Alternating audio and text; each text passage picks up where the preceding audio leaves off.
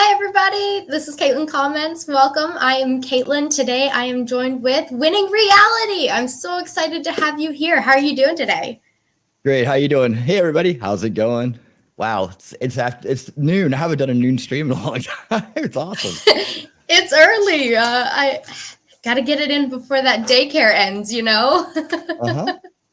Absolutely.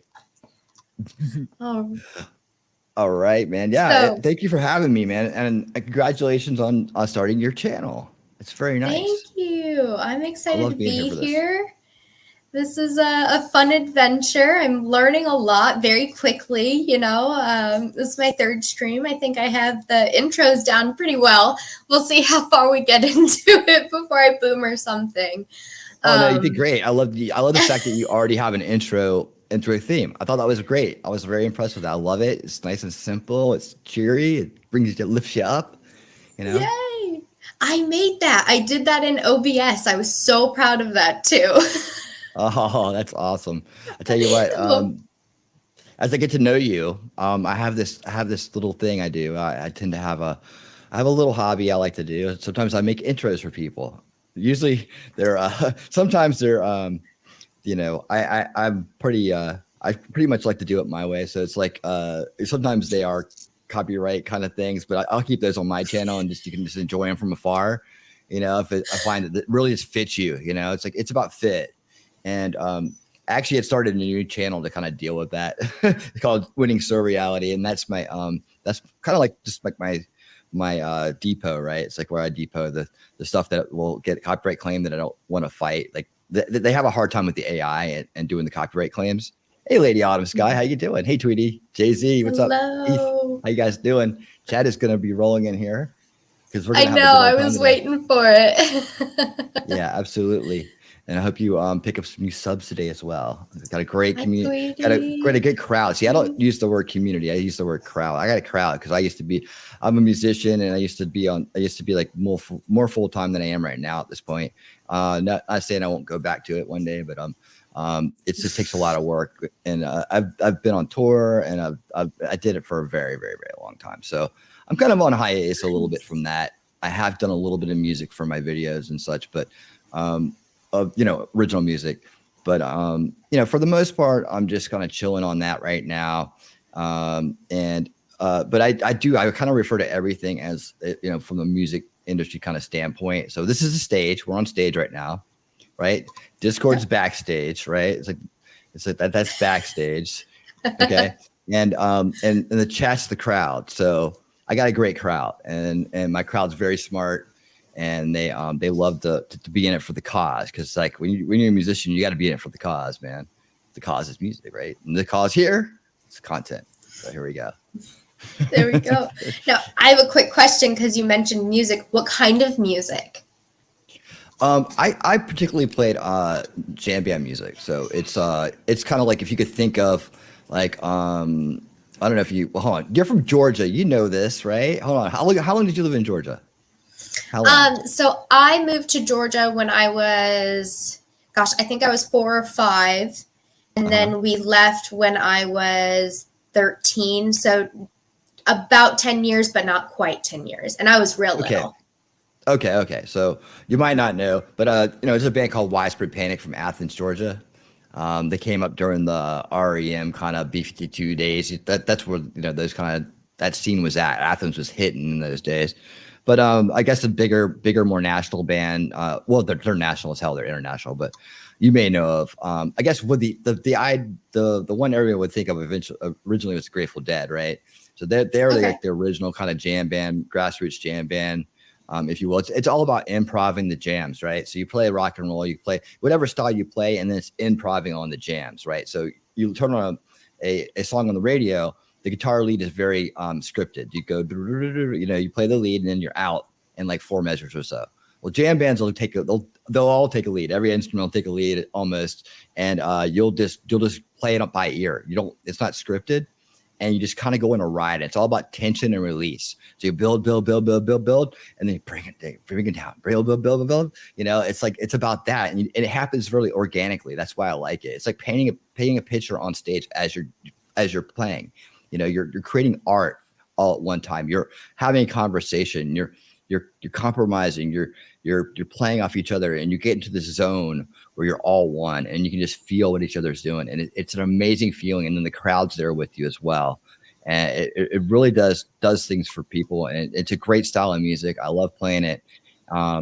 And not that I don't like other styles of music, but that style to me was just like really free, right? So like there's bands like Fish, there's other bands that play a little bit more electro style, like the Disco Biscuits. There's Humphreys McGee.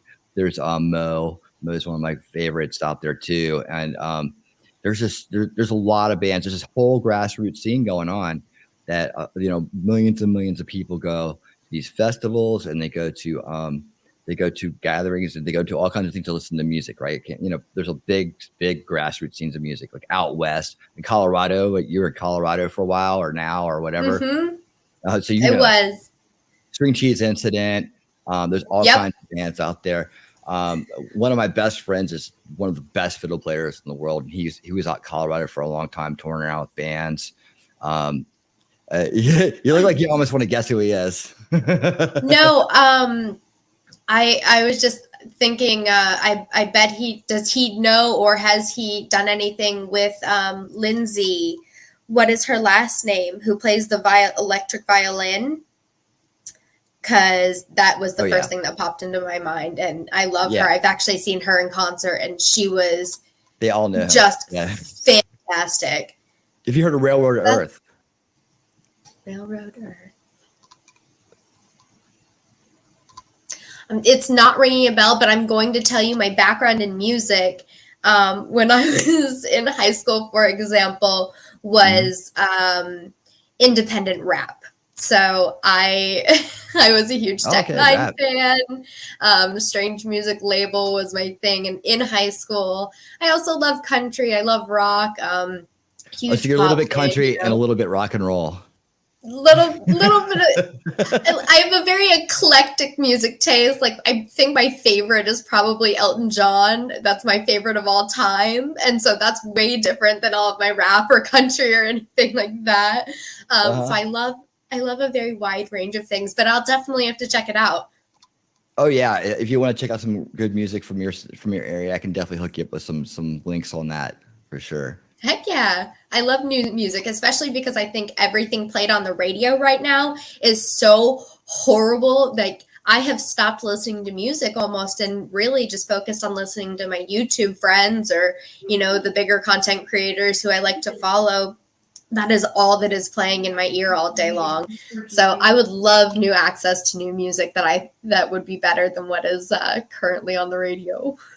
Oh, I would love to hook you up. Now, as far as the radio goes, I felt that way a long time ago. I think it was like I think even before grunge. I'm trying to think of when I guess I listened to some radio when I moved to Atlanta originally, just out of habit maybe.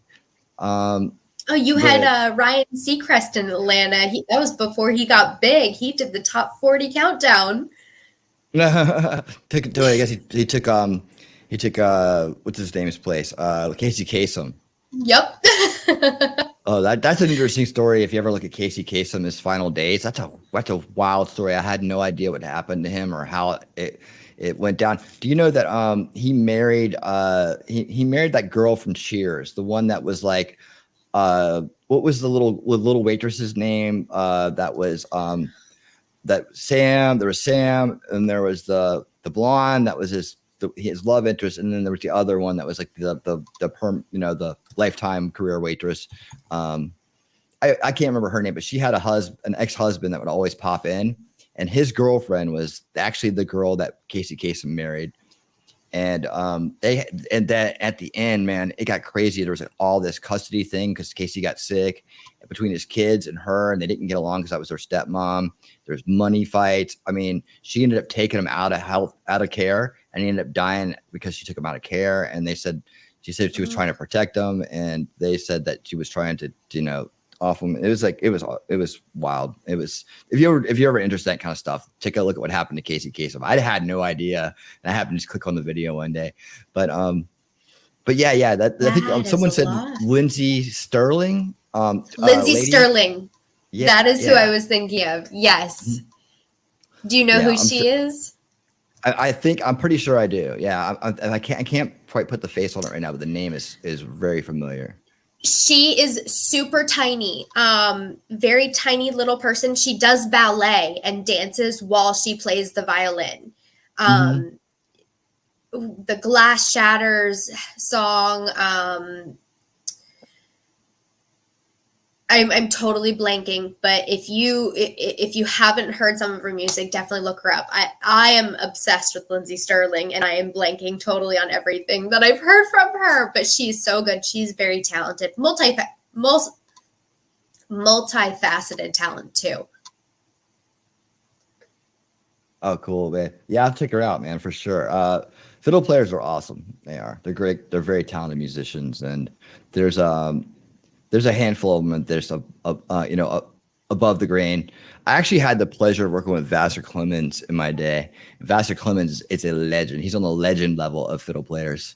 Hey, Divinity, how you doing? Good morning. Hope you're Hello. having a lovely day. Hey, Tweety, how you doing? All right. Yes, he was such a nice guy. He was such a nice guy. Had a giant smile on his face all the time.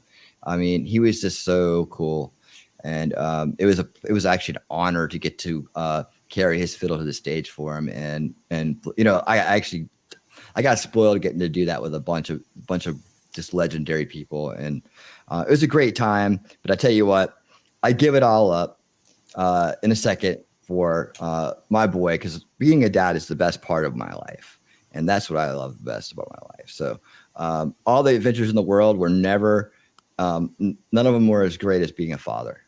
None of them. And I've done a lot of Yeah, stuff. So, you hey, you've got Vicky. quite the background. Hi, Vicky. I pulled it up. I didn't want to interrupt you. Hello, Shizzy Wiznut. Hello, hello. Hey, How are you Shiz, what's up, doing? bud? Yeah, we had a blast last night, and Shizzy's awesome. Shizzy's a musician as well. He also is a road dog like me. He's my brother in arms out there on the road, man. We know a lot of the same folks and a lot of the same music and all that stuff. So yeah, Shizzy's a great guy, man. Love That's Shizzy. awesome. And Atlanta's a Mhm. great music scene too. I mean, I Oh think yeah, had I grown up in Georgia, more instead of having my teen years in Colorado, I would have had a very different music experience in my I high school guarantee it. years. Oh yeah, no, I guarantee it. Yeah, the people up here, they down here, they definitely grow up in a killer music scene. And this was the home of the jam band scene on the East Coast, hands down. Because I toured the whole country, and Shizzy agrees with me on this. It's like you don't find a music scene like this anywhere else in the country. It's just you may find small pockets of it, but the amount of talent and the amount of community around this grassroots music scene, you don't find it anywhere else. And a lot of that has to do with the Capricorn Records, right? Capricorn Records, Phil Walden, the Allman Brothers, Leonard Skinner.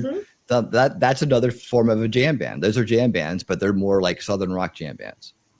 Hmm. Okay. So yeah, you hear the long Elizabeth Reed kind of jam, Blue Sky jam, all that stuff. Those are the Allman Brothers songs. Even Leonard Skinner would do those ripping guitar leads just for like 5 minutes, 10 minutes, whatever they felt like. I mean, hearing them on the radio is one thing, but seeing them live is another. When you see them Right. live, they're just like they're going off and off and off, and they're doing that improv thing I was telling you about, which the foundation Live in that is performances jazz. are Yeah. a whole different breed. I mean, there's nothing like seeing your favorite musician play live.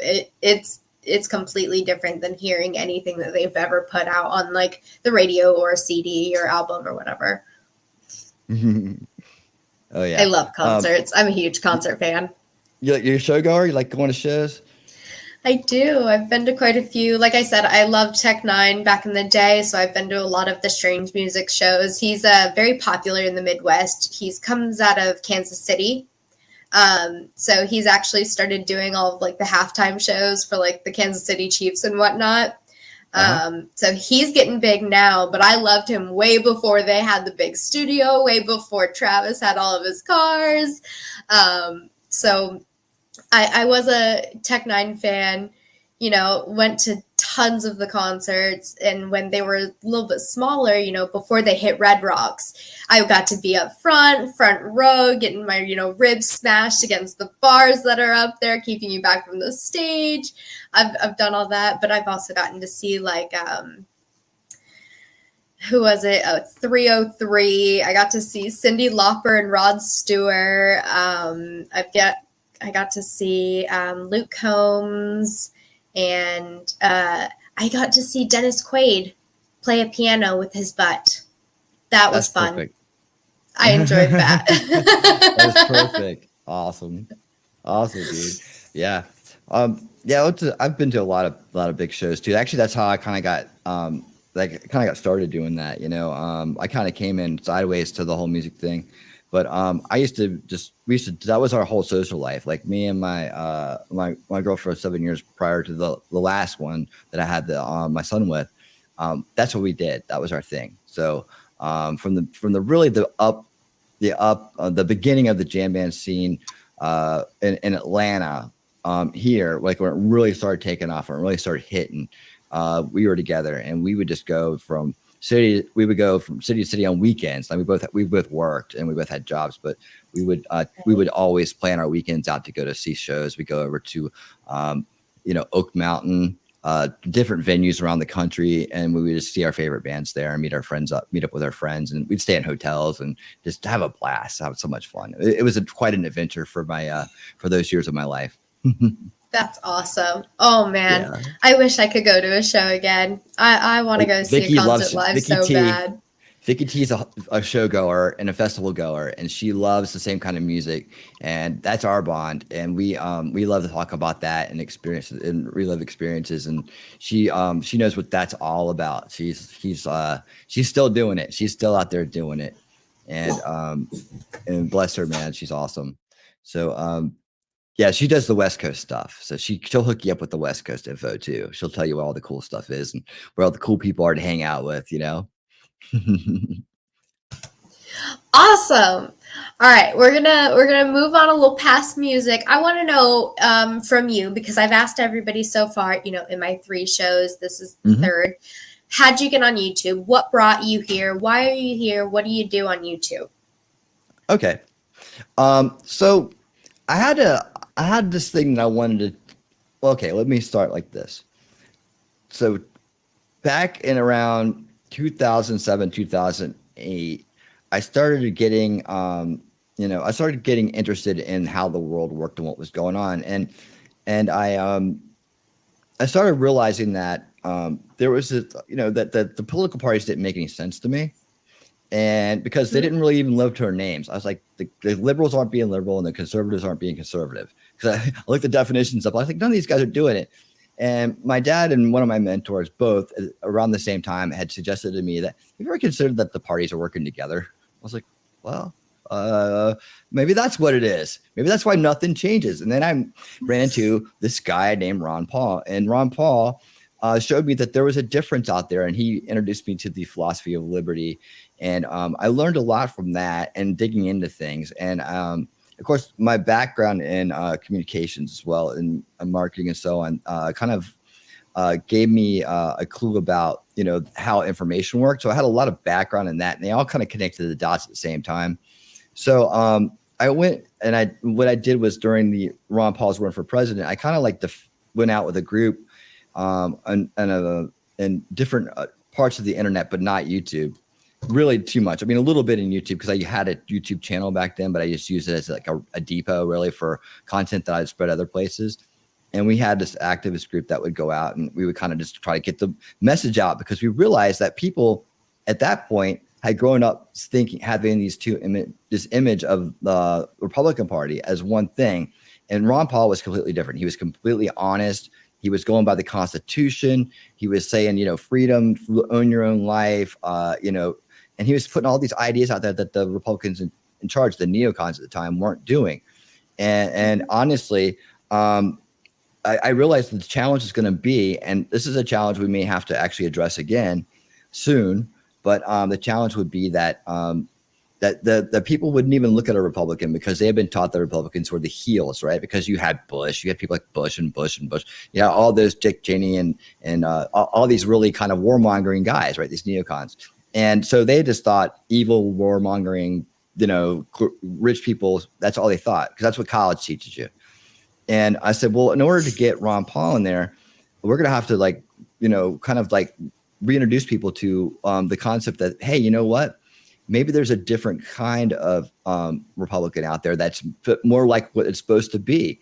And I'd never been political before in my life at that point. I'd always been an independent. I kind of consider myself still an independent because I think that the bigger paradigm is establishment versus everybody else, or establishment versus anti-establishment.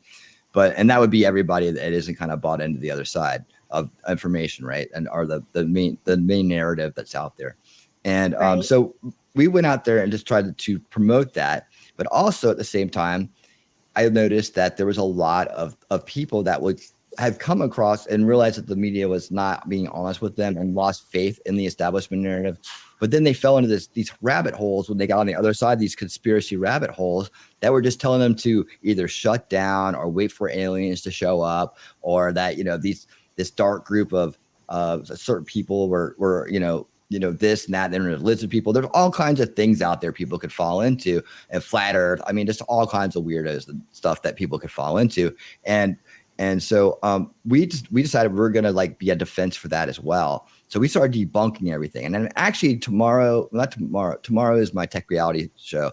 But on Wednesday, I'm going to be debunking or going over the debunking of ancient aliens, which is one of the major rabbit holes that people fall into. Okay. They end up they end up doing believing in the Galactic Federation of Light, and it's this whole, this federation. It's almost like Star Trek that's out there waiting for us to evolve, and they're going to come down and they're going to destroy all the nucleus. They're going to do all this stuff that's never going to happen. But that's just called just go in the corner and wait.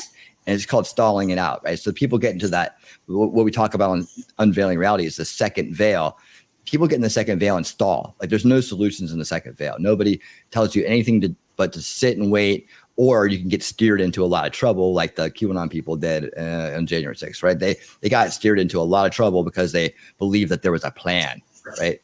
So that kind of thing. And I noticed they were targeting Ron Paul people most of all.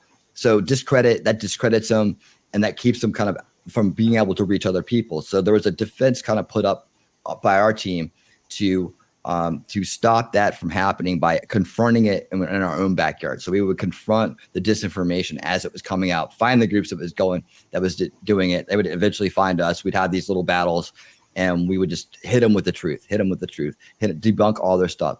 And so anyways, long story short, because I can go on for a long time there. I can go on for a long time anywhere, by the way. Just a word of warning. That's okay. Time being filled here. Nope. That's what I do. Oh, wow. But hey, that's why we're here, right? We're here for that. If you wanted a song, turn on the radio. Or put a CD on or something. Do they have CDs anymore? Yes. Okay, just listen to a YouTube video. Anyways, the so why I started the channel was, as I had been kind of setting up, buying little bits and pieces of my setup here. As I was going, thinking one day I was going to pop back on after all that. I took a break for a while, especially after 2 runs with Ron Paul, and we weren't able to break through to the Republican Party and kick the neocons out, because that was the plan. The plan was to kick the neocons out to have a real choice finally between one side and another.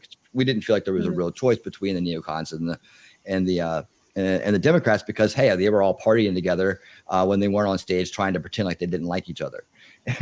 Yeah, ask the Clintons and the Bushes. they claim to be family, right? And so while everybody's on Facebook or wherever you were at the time, or even MySpace, arguing about Bush, Clinton, and which one was better and all that stuff, they were just laughing behind our backs on a big yacht somewhere, sipping champagne and eating caviar. So I took a little break from that, trying to figure out what we're going to do next, if there was a next, really. And then I just bought little bits and pieces of my rig. And then Trump years came in, and he just rolled in like a steamroller. I didn't feel like he needed much help. So I just kind of watched that happen. I watched that happen. I took a side on that one. And, I experienced a lot of things that other people experienced during that time. and there were big splitting friends. You start realizing that politics was like this thing that could get in between long-term friendships and stuff. And it's something I think everybody's gone through at some point. But I started watching a lot of YouTube, and I started watching Viva Fry. And if you know who Viva Fry is, he's a you know Viva? Okay, good. I do. I love Viva. Yeah, me too. Viva's awesome, dude. And by the way, we're just one day away. I think it's one day away from Viva's 1-year anniversary from escaping Canada to become America's first Canadian political refugee. That's one of my videos called Viva Fry's Permanent Vacation, which I made in his honor. So if you haven't seen that yet, I think you'll really love it. If you love Viva, it's like it's a musical ride. It's based on the movie Vacation, which is phenomenal. It has him telling the story the whole way through. There's all kinds of cool stuff in that video. I spent really many months doing it. It was before AI had broken the refacing barrier. So I was doing basically keyframing with pictures of him. So I had to find pictures and keyframe it. It took me a very long time to make. I use all Canadian music. So it's all cool Canadian songs all the way through. A lot of great bands in Canada. And so we're having the 1-year anniversary of that, Viva coming to America.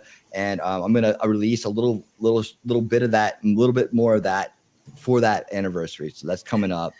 So I've released one part of it, like when the Amber Heard part of it, when there's you got to watch it. It's just funny.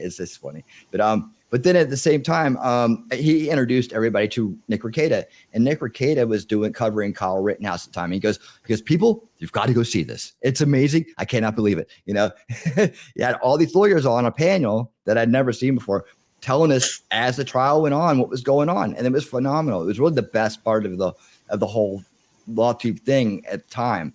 And then right after that, so I got into it and started hanging out in the crowd there, right? And then after that, Johnny Depp and Amber Heard trials came up, and now that one was personal. You know, that was wild to watch, and that was personal because my ex would be maybe like Amber minus, like without the fame, right?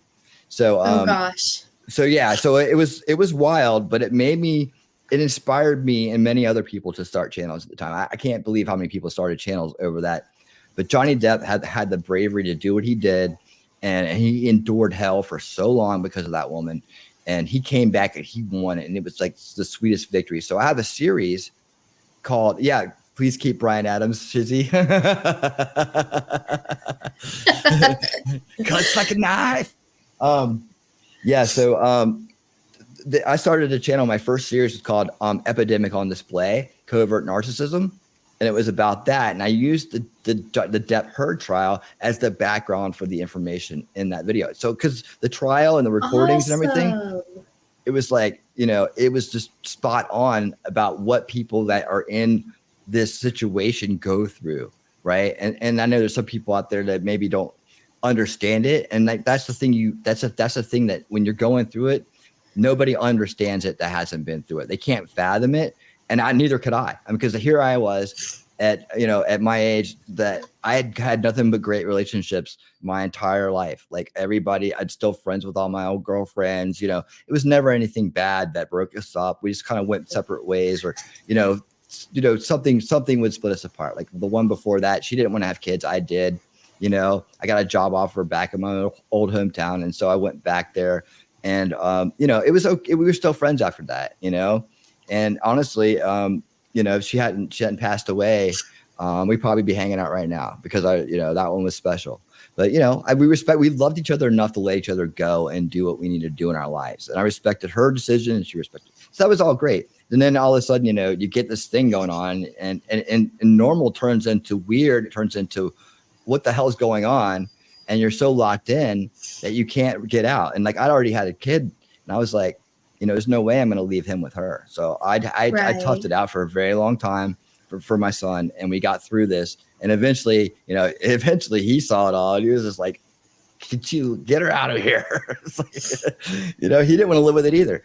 And so she was gracious enough to part ways with us. And so we've been together since then. And she's still around, and she still visits, and we get along as best we can.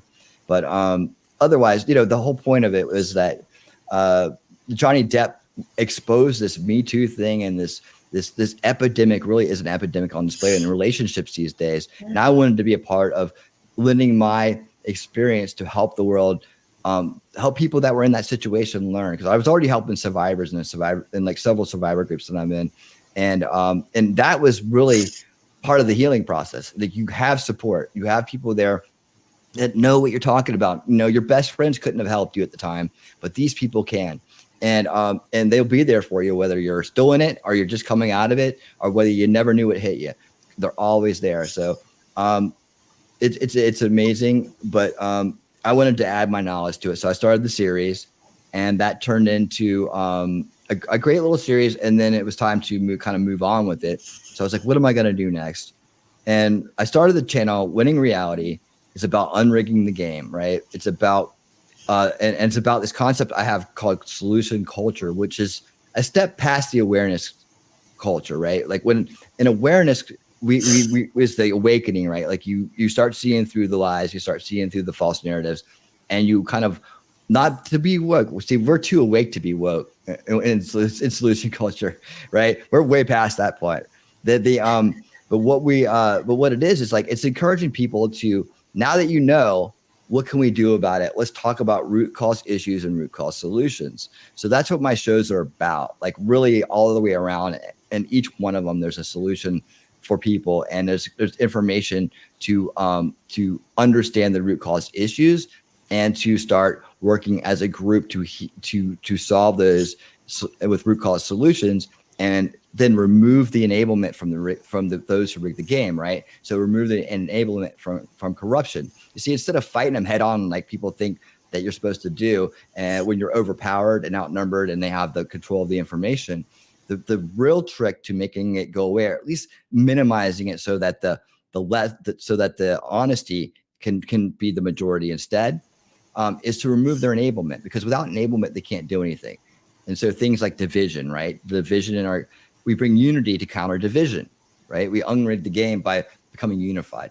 Control of language, right? So by getting back control of language, by honoring language and not allowing it to be distorted and changed, and definitions to be changed, and new words and phrases to be made up to be fitted in to work for somebody's agenda, we learn how to stand against that, and we learn how to and call it out, right? And resist it. And Parents United, like that's part of trying to get children's safety back number one in this world. And I'm actually talking with my friend V Radio about doing a monthly or bi-monthly show just on that topic. Okay. So that's something new that's going to be coming to the table very soon. Just announced it here on Caitlin Comments for the first time. Yeah, awesome. Yeah, it's in the works. We're signing the paperwork as we speak. No, really, we're friends. V Radio is awesome. He's got he's been doing it as long as I have, and but with a lot more, like he's done a lot more interviews and been a lot more places than me. So he's an awesome dude. So we're working on that. And I also have I also do a gaming stream. I do a gaming stream. I just started it. I do a lot of it with Madcore Mofo, who is a phenomenal person. He's a really solid dude. I like him a lot. He's a great father, a great husband. He's a hard worker. And I don't think a lot of people know that about him, but I really admire him, and I think he is a fantastic person, and I'm glad he's my mate. You know, he's a cool dude. And so so that's what it's about. Oh, I do a show called Repairing History that has started, and that's about the work of Thomas Sowell, and that's about healing division through understanding the omitted parts of history. And we've been doing a lot of fun stuff there, really enlightening stuff, very enlightening stuff. So that's why I have the channel. The channel, I'm here just to do my part to try to make a better world for my son's future. Bottom line, if I could sum it up in one word instead of a 15-minute rant about it, it's a lot to take in. Nothing is simple with me. That's the problem. No, it's okay. I'm here to listen. I want to hear stories. I mean, I appreciate it because I want to know where other people are coming from, why they're doing the things. Like my voice does not feel that important. But you are. You comment. You comment. I do. I've got comments. You got comments. Yeah. No, I appreciate that. And part of this, me telling you this is I want you to know me too. You know, I want to get to know you, and I want you to know me. So I just put it all out there at first. I'm transparent. Except for, the one thing I protect is my identity, and that's for my son's safety. So and that's the most important thing in terms of that goes. So there are people out there that are very low and very broken that like to take someone's identity and flaunt it around and try to do bad things with it. Right. So I can't take that risk, man. I cannot take that risk. And, anybody who tries to do that, I go after full force. So, but that's the purpose of my channel, to establish this new way of thinking. Like, we have so much awareness, like people can just, they can look at the news, or they can look at, they can go to like Temple, or they can go to some places and get a lot of information and learn how to do a lot of things, but there's never any solutions in that. And I tell you what, as far as the bad guys go, they'll let us spin around in circles all day long. They don't care if we're stalled. That works for them just fine, right? As long as we're not making any progress, they're happy, because it's just about maintaining their power, right? So we have to be making some progress, and we can't depend on government to do it. We have a responsibility as parents and as individuals and as citizens to do something every day to try to make this world a better place, and try to make it a less corrupt place, a more kind place, where narcissists don't get to rule, right? Where petty little people and their petty little dramas don't get to rule, where we learn how to shun that behavior. We learn how to tune it out. We learn how to walk away from it, right? That's the important thing. And so we need a group together that has that idea. So solution culture is about that. And really, when you do that, you're unrigging the game in a lot of ways too, because there's a lot of broken people out there that would just love to cause trouble for somebody, right? They got nothing better to do, and they don't even realize it half the time they're doing it, So so that's what it's about. And I do funny parody stuff too. It's just for fun. I learned that, comedy is a great way to kind of break the drama as well, right? So my series Law Tube is Getting Weird was all about that. This is a lawtainment universe, right? And in the lawtainment universe, there's no drama. There's only good times. Yes, there's a natural parallel or a paradigm going on between the good guys and the bad guys. The people I was just talking about, like the doxing troll people, and the good guys in this scenario are the Law Tube and the Law Tube community, extended Law Tube community, which a lot of people that you would see in there, refaced and playing music and having fun. It's a big rock and roll adventure too, because I had to put music in it, right? So if you want a good time and a good roller coaster ride, that's a fun series. And I do that parody stuff too. And having 5 shows now is a lot more time consuming. So I'm not doing quite as much of that. It's a little bit shorter. I don't know if I'll pick up another parody series or not. I have one I could do, but I think it's also about timing. So we'll see how that goes. We'll see. It's something, you never know. Something new may pop up. There may be a part 2, a new Legion of Injustice, right? That is a little bit different than the old one, and that we learn what they're all about as well. You never know what's going to pop up. You just got to keep your eyes open. But at the same time, just making fun parodies and doing things like making intros for friends, right? I like doing that. I like seeing people smile and enjoy the parody videos as well. And I have made a lot of intros, and some people have even used them on their shows. So that's great. But a lot of times it's just a gift to say, hey, you know what? You're pretty cool. This is for you. Kind of like I put you in my schedule this week, right? That was exciting. I don't know who that girl dancing is, but she looks great. I try to find a match as best I can. I was like, did he get a picture or a video of me from back in like my really early 20s? Like that was close. It was scarily accurate. Yep. And I try to make everybody look good in them too. Like Shizzy's got a great one. I love Shizzy's. Shizzy's is so cool. I got one of him dancing like that too. Like he just comes dancing up. It's so like Rico Suave, and it goes great with the music too. I've been using Grimsbar's music because he makes such great music. And Grimsbar is a super smart, awesome guy. I love Grimsbar. We've been buddies ever since we met, and I think that he's a phenomenal person and does incredibly great stuff with music. The time he puts into it and the attention to detail he does. Everybody should listen to Grimsbar's music. I think it's really awesome, and I always wish him the best. He's just a great dude. Oh, he does great stuff. There's one in particular that I just love so much. I keep playing it when I'm taking tests. I'll put it on repeat so that it just keeps going and going, and I know what to expect during my tests. It's so nice. I love it.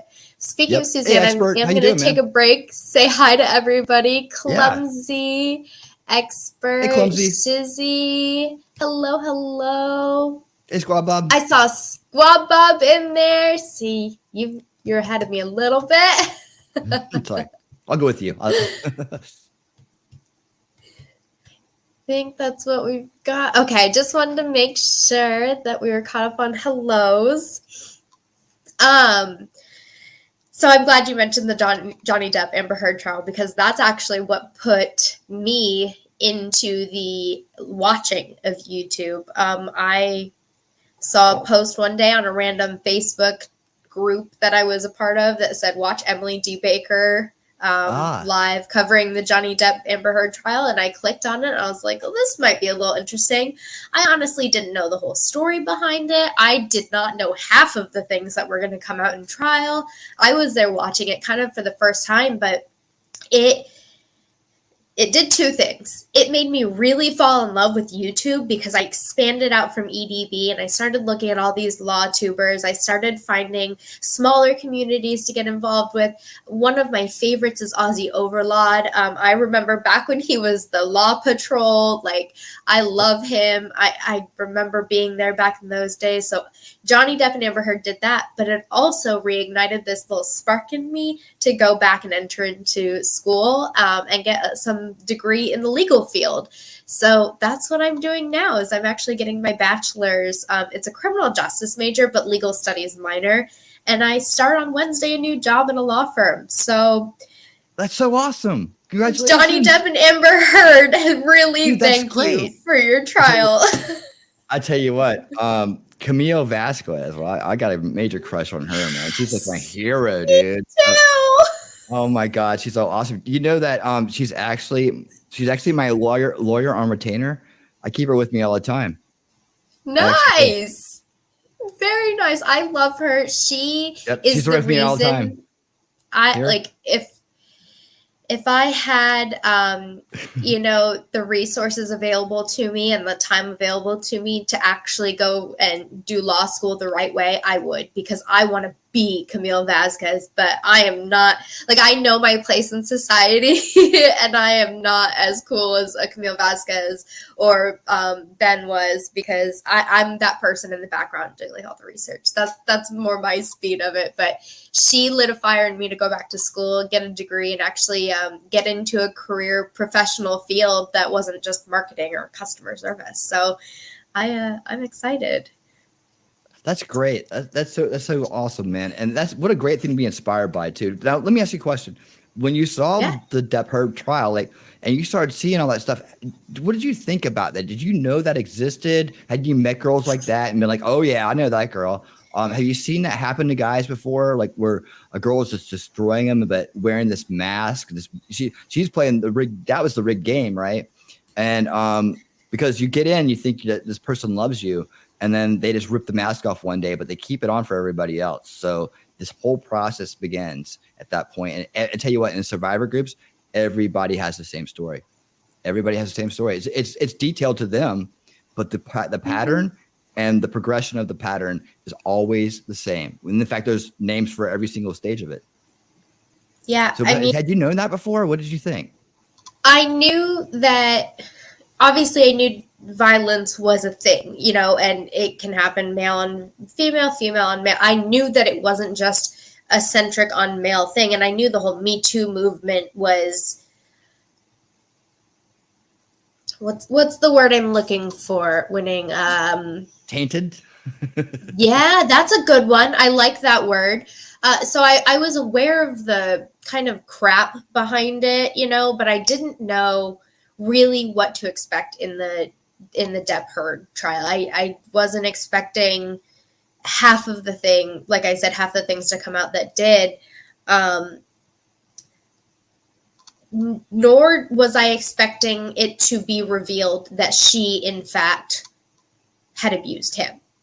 I kind of gone into it thinking, I bet he didn't, but if he did, we'll see it come out in trial. I didn't go in there going, Oh, I bet she was the abusive one. I bet he was reacting to her antics because I didn't know anything about Amber Heard. Like, honestly, I didn't know who she was. I hadn't seen, or I didn't know that she was in some of the things that I had watched previously. Like, there's an episode of Criminal Minds where she's a love interest and a potential victim for in one of the episodes. I had no idea that was her. I just knew it was some girl that was playing an act, playing this role in a TV show.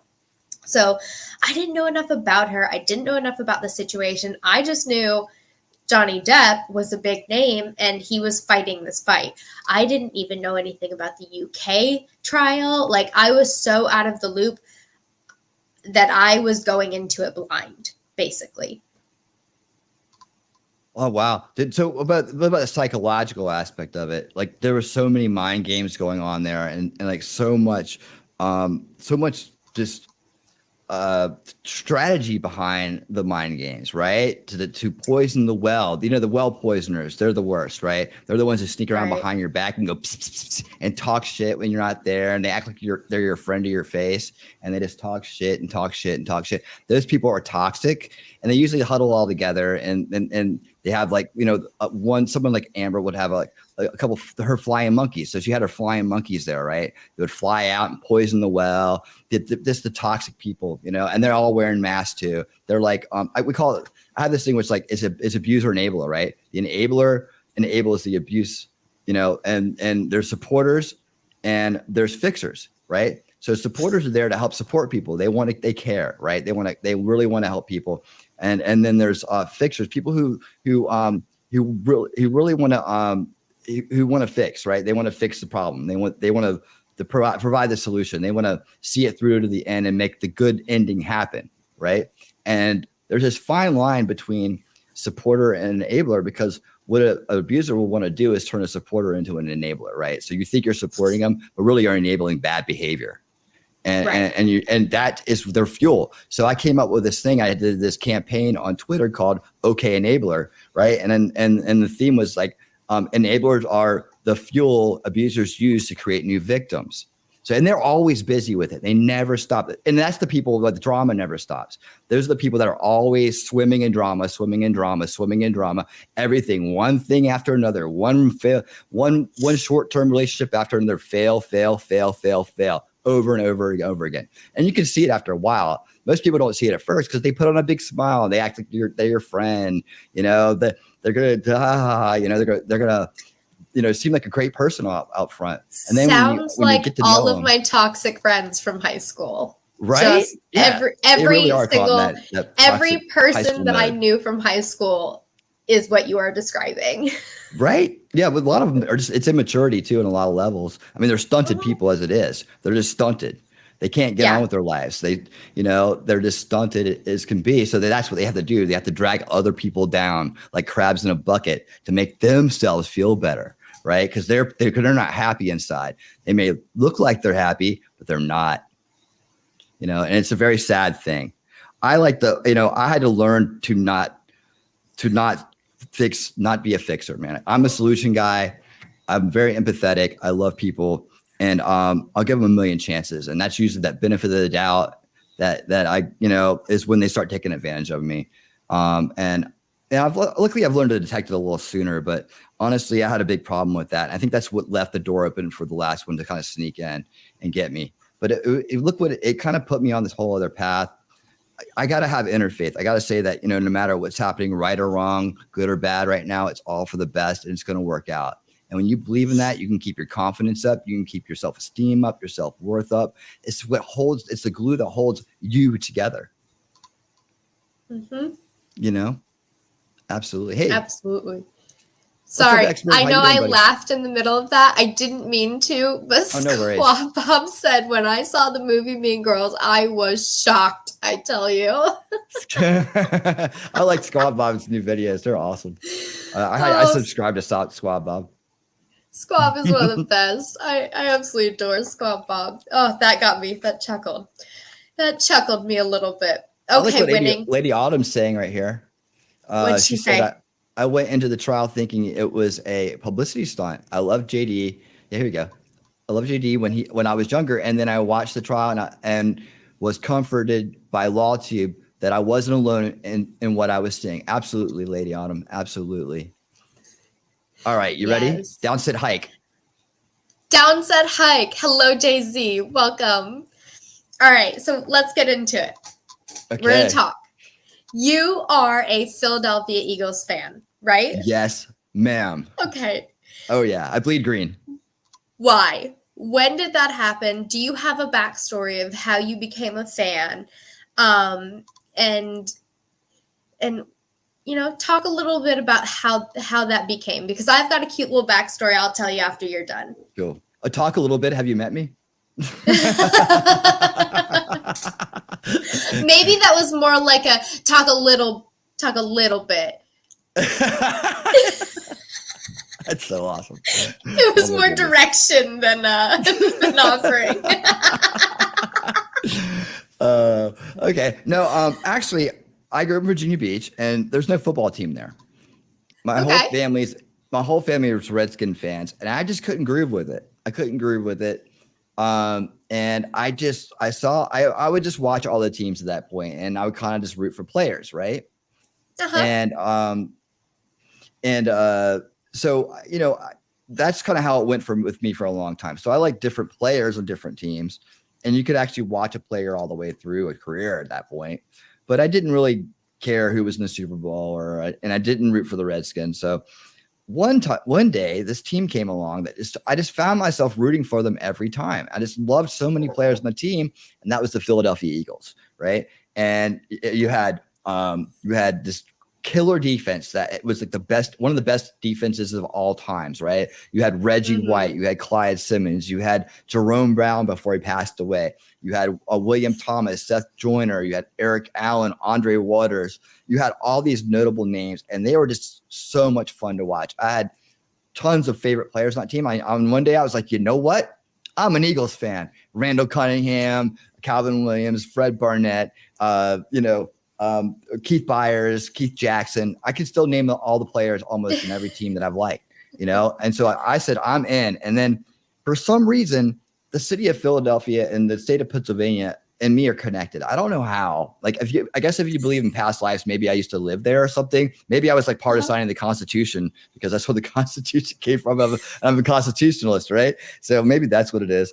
But I love cheesesteaks. I love cheesesteaks. I always gotta try it. I gotta try the cheesesteak. I gotta try it. I love it. There you go. So yeah, and like I've had like 3 different long-term relationships with girls from Pennsylvania. If you're a girl from Pennsylvania out there, you got a chance with me, by the way. Just letting you know. All right. Yeah, look at that. Hold on. Lady Autumn Sky. I raised my oldest as an Eagles fan. She had a McNabb jersey. I have one too. I got it at the Super Bowl when they played the Patriots, which I see you're a Patriots fan. Yes, that was the one in Jacksonville. And I was actually at that one. I didn't go inside. I didn't get a ticket, but I was I was outside of it. And I got to see Huey Lewis in the News, which was a lot of fun. They're so much fun in concert. If you ever get a chance to see Huey Lewis in the News, watch them in concert. They're an old school band. They do The Power of Love and all those songs. You know what I'm talking about? Yeah, I know. Hey, yeah.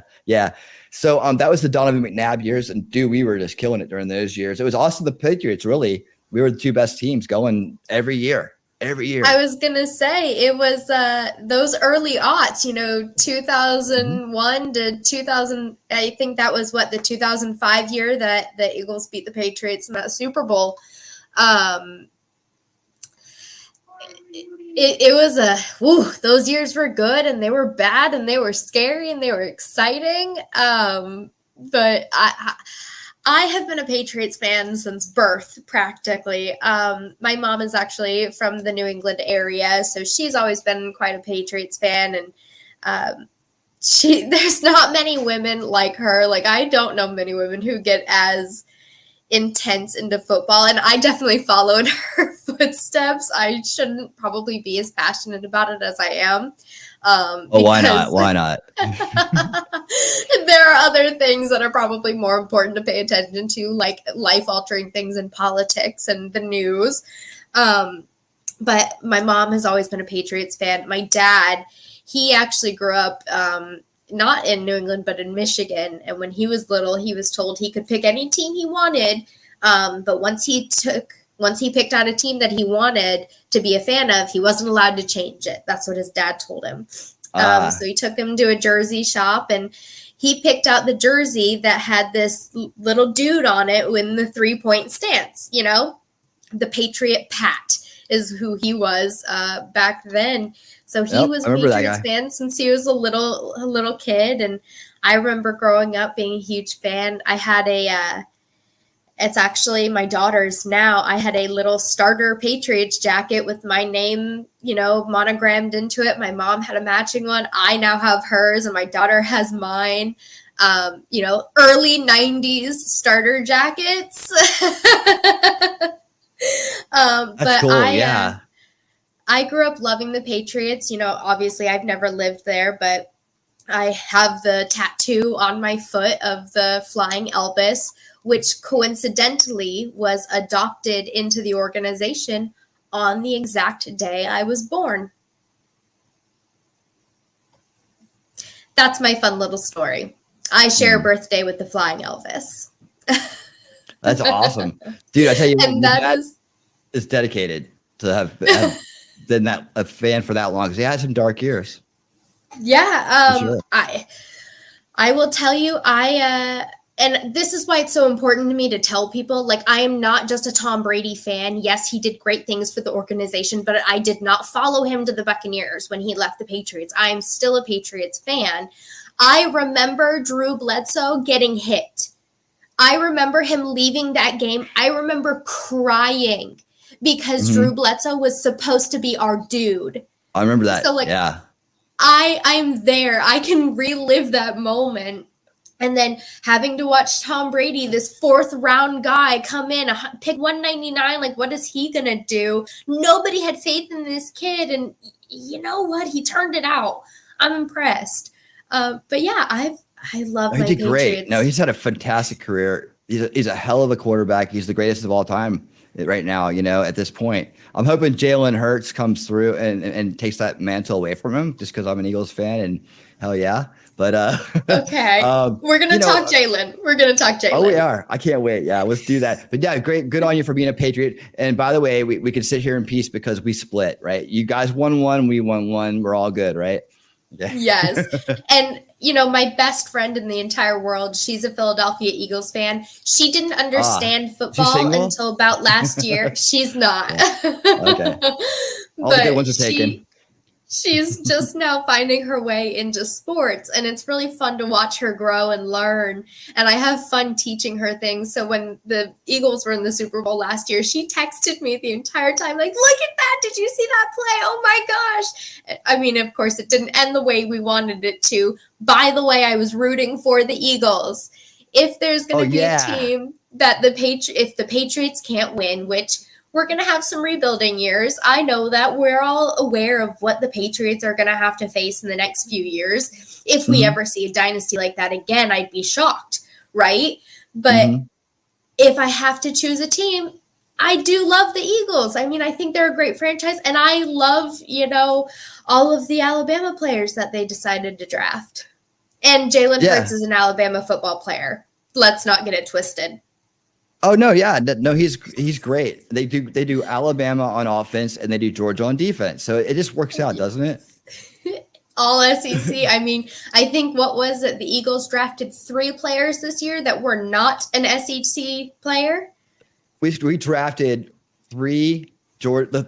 We drafted we basically have the Georgia defense now. We drafted 3 Georgia defensive players, including Jalen Carter, who was considered one of the top, if not the top pick in the draft, but he fell a little bit. And then Nolan, I want to say Smith. Thank you. That's my son filling in the last name for me, like a champ over there. Nolan Smith, who again is just phenomenal. And last year we got Jordan Davis, and we also got their cornerback, one of their cornerbacks, Ringo, right? But we also traded and got DeAndre Swift from Detroit, who was a Georgia guy too. So we're just like stacked with Georgia guys, and phenomenal. Our whole entire front line is full of 1st-round draft picks. And defensive line Yeah. is full of first round draft picks. That's all they are. Even the backup line. I mean, the Eagles are gonna have quite a season this year. I mean, I guess they did lose that Super Bowl last year. What do you think? What do you think lost the Super Bowl? And do you think that these drafts or what they've done in the offseason will help fix whatever hole is missing? Oh, no, there wasn't a hole. Yeah, actually, we fixed the hole. We got rid of the defensive coordinator. The defensive coordinator was the problem. No, he was. And I don't know if you're aware of this or not, but there were tampering issues filed against the Phoenix Cardinals or Arizona Cardinals. Yeah, because they were talking to him during Super Bowl week. That's highly illegal and it's unethical. And so he was already. And if you noticed, he was smiling and laughing after we lost the Super Bowl. Everybody else noticed that. And yeah, that didn't go over too well in Philadelphia. In fact, they told him to take a bus. They didn't even fly him back home. They said get lost, dude. Yeah, they said get lost. Okay. I mean, yeah, so I call a asterisk on that one. And unfortunately, I'm going to call an asterisk on the first one we lost to the Patriots because the next year they got caught with cheating. They were stealing plays. And I think that we only lost by 3 points in the end. And Brian Dawkins, who's a legendary safety, said himself, he's like, it was like they knew everything we were doing. Yeah. Teams get caught for cheating a lot. I know that the Patriots have had some bad scandals. I think that their scandals are more heightened because of the wins that they do have. But look at all the other teams who have been charged with Spygate. You don't hear about it, do you? But every other team has been charged with Spygate. A bunch of other teams have. How many quarterbacks came out and say that they overinflate or deflate footballs one way or the other after the whole Tom Brady thing came out, which was debunked? It was debunked. There was no deflation. Let's clear that up right now. They came back and said that it was debunked. Yeah, there you go. No, I hear you on that, and you make great points. Absolutely.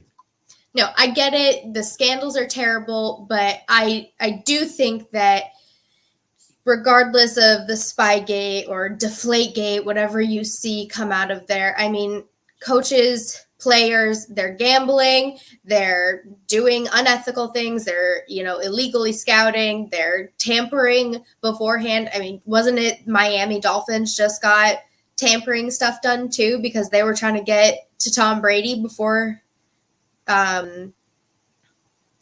had retired or something like that. But having a heightened scandal because you've won X amount of years in a row doesn't diminish the fact that other teams do it too and have gotten caught for it. They just haven't been as punished harshly because they weren't the team to look at. Yeah, I mean, I think that there's a lot of tampering that does go on, and that's why people get hit with the penalties they got. Like our draft pick got like elevated because of that. I think we should have got more. I think we should have got their safety. Just we get one of the players now. We'll take Baker. Come on, we'll take Baker. It'll be the final piece of the puzzle. We'll take Baker. Oh yeah, we'll take Baker. So we talked a little bit about the draft. You, I'm sure, had an amazing time following the draft because of all the players that you guys picked up. Do you follow college football at all so that you know what's coming up in the season for you? I do not follow. That's just that. Like you said, there's other things you got to do. Like I pick one team to follow, and that's what I follow. And I only watch Eagle games. I don't watch other games because I just like you said, there's more to do. And I tell you what. Being a creator is a full-time job. Like seriously, I'm working every day on my channel. And as I add more shows, I got less and less time to hang out and more time to, be working on what I'm doing. That's reviewing content, putting together things for my channel, like, trying to get guests to come on, advertising and just, just taking care of just little things here and there. It really goes fast. And the time goes fast when you're doing this. It's like, I turn around and I barely have any time to go even socialize these days. I'm just kind of working on my channel. And of course I got my own life here. I got my dad life. I got my work life. I got my channel life. And, it's like, I got to make it all work. So something's got to give. And so I just stick to the Eagles and I'm happy with that. And that's pretty much it. I stick to the Eagles and I stick to soccer, my kids' soccer. All right. Those are my teams. So whatever he's doing, that's what I'm doing. And then the Eagles.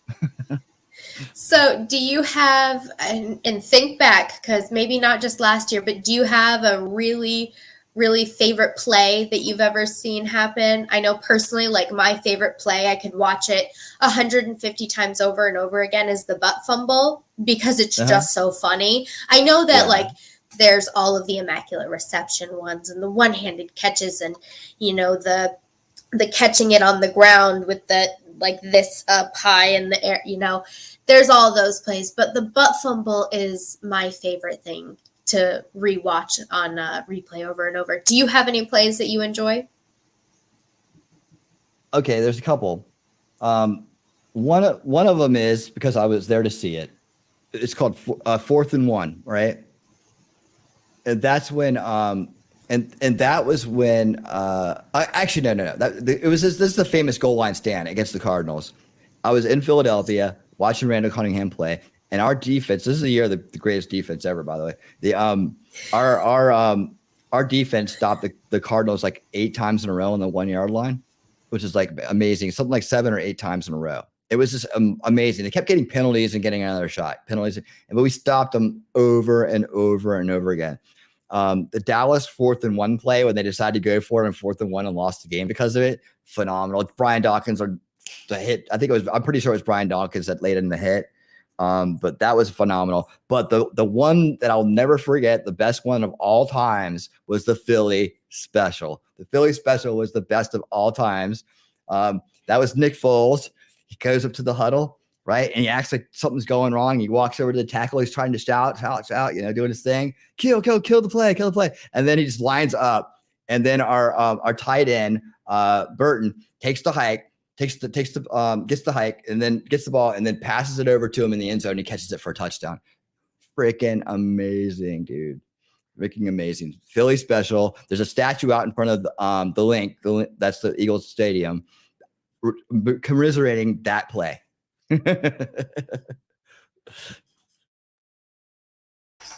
I mean, if I have to pick another one, the other obvious play that I love, and I'm so sorry, everybody, my dogs are barking in the background if you can hear it. The other one is the Seahawks Patriots Super Bowl, where we catch the interception right on the goal line to win the game. I mean, it was. Oh yeah. Oh. Now I will tell you, I watched it like this, you know, just peeking barely through my fingers, but that was a play I'll never forget. Yeah, I had a few of those for sure. Like nail biters, like us in the NFC East were always nail biters. Like that, whether they're playing Dallas, the Redskins, or the Giants, they know us, we know them. Doesn't matter what their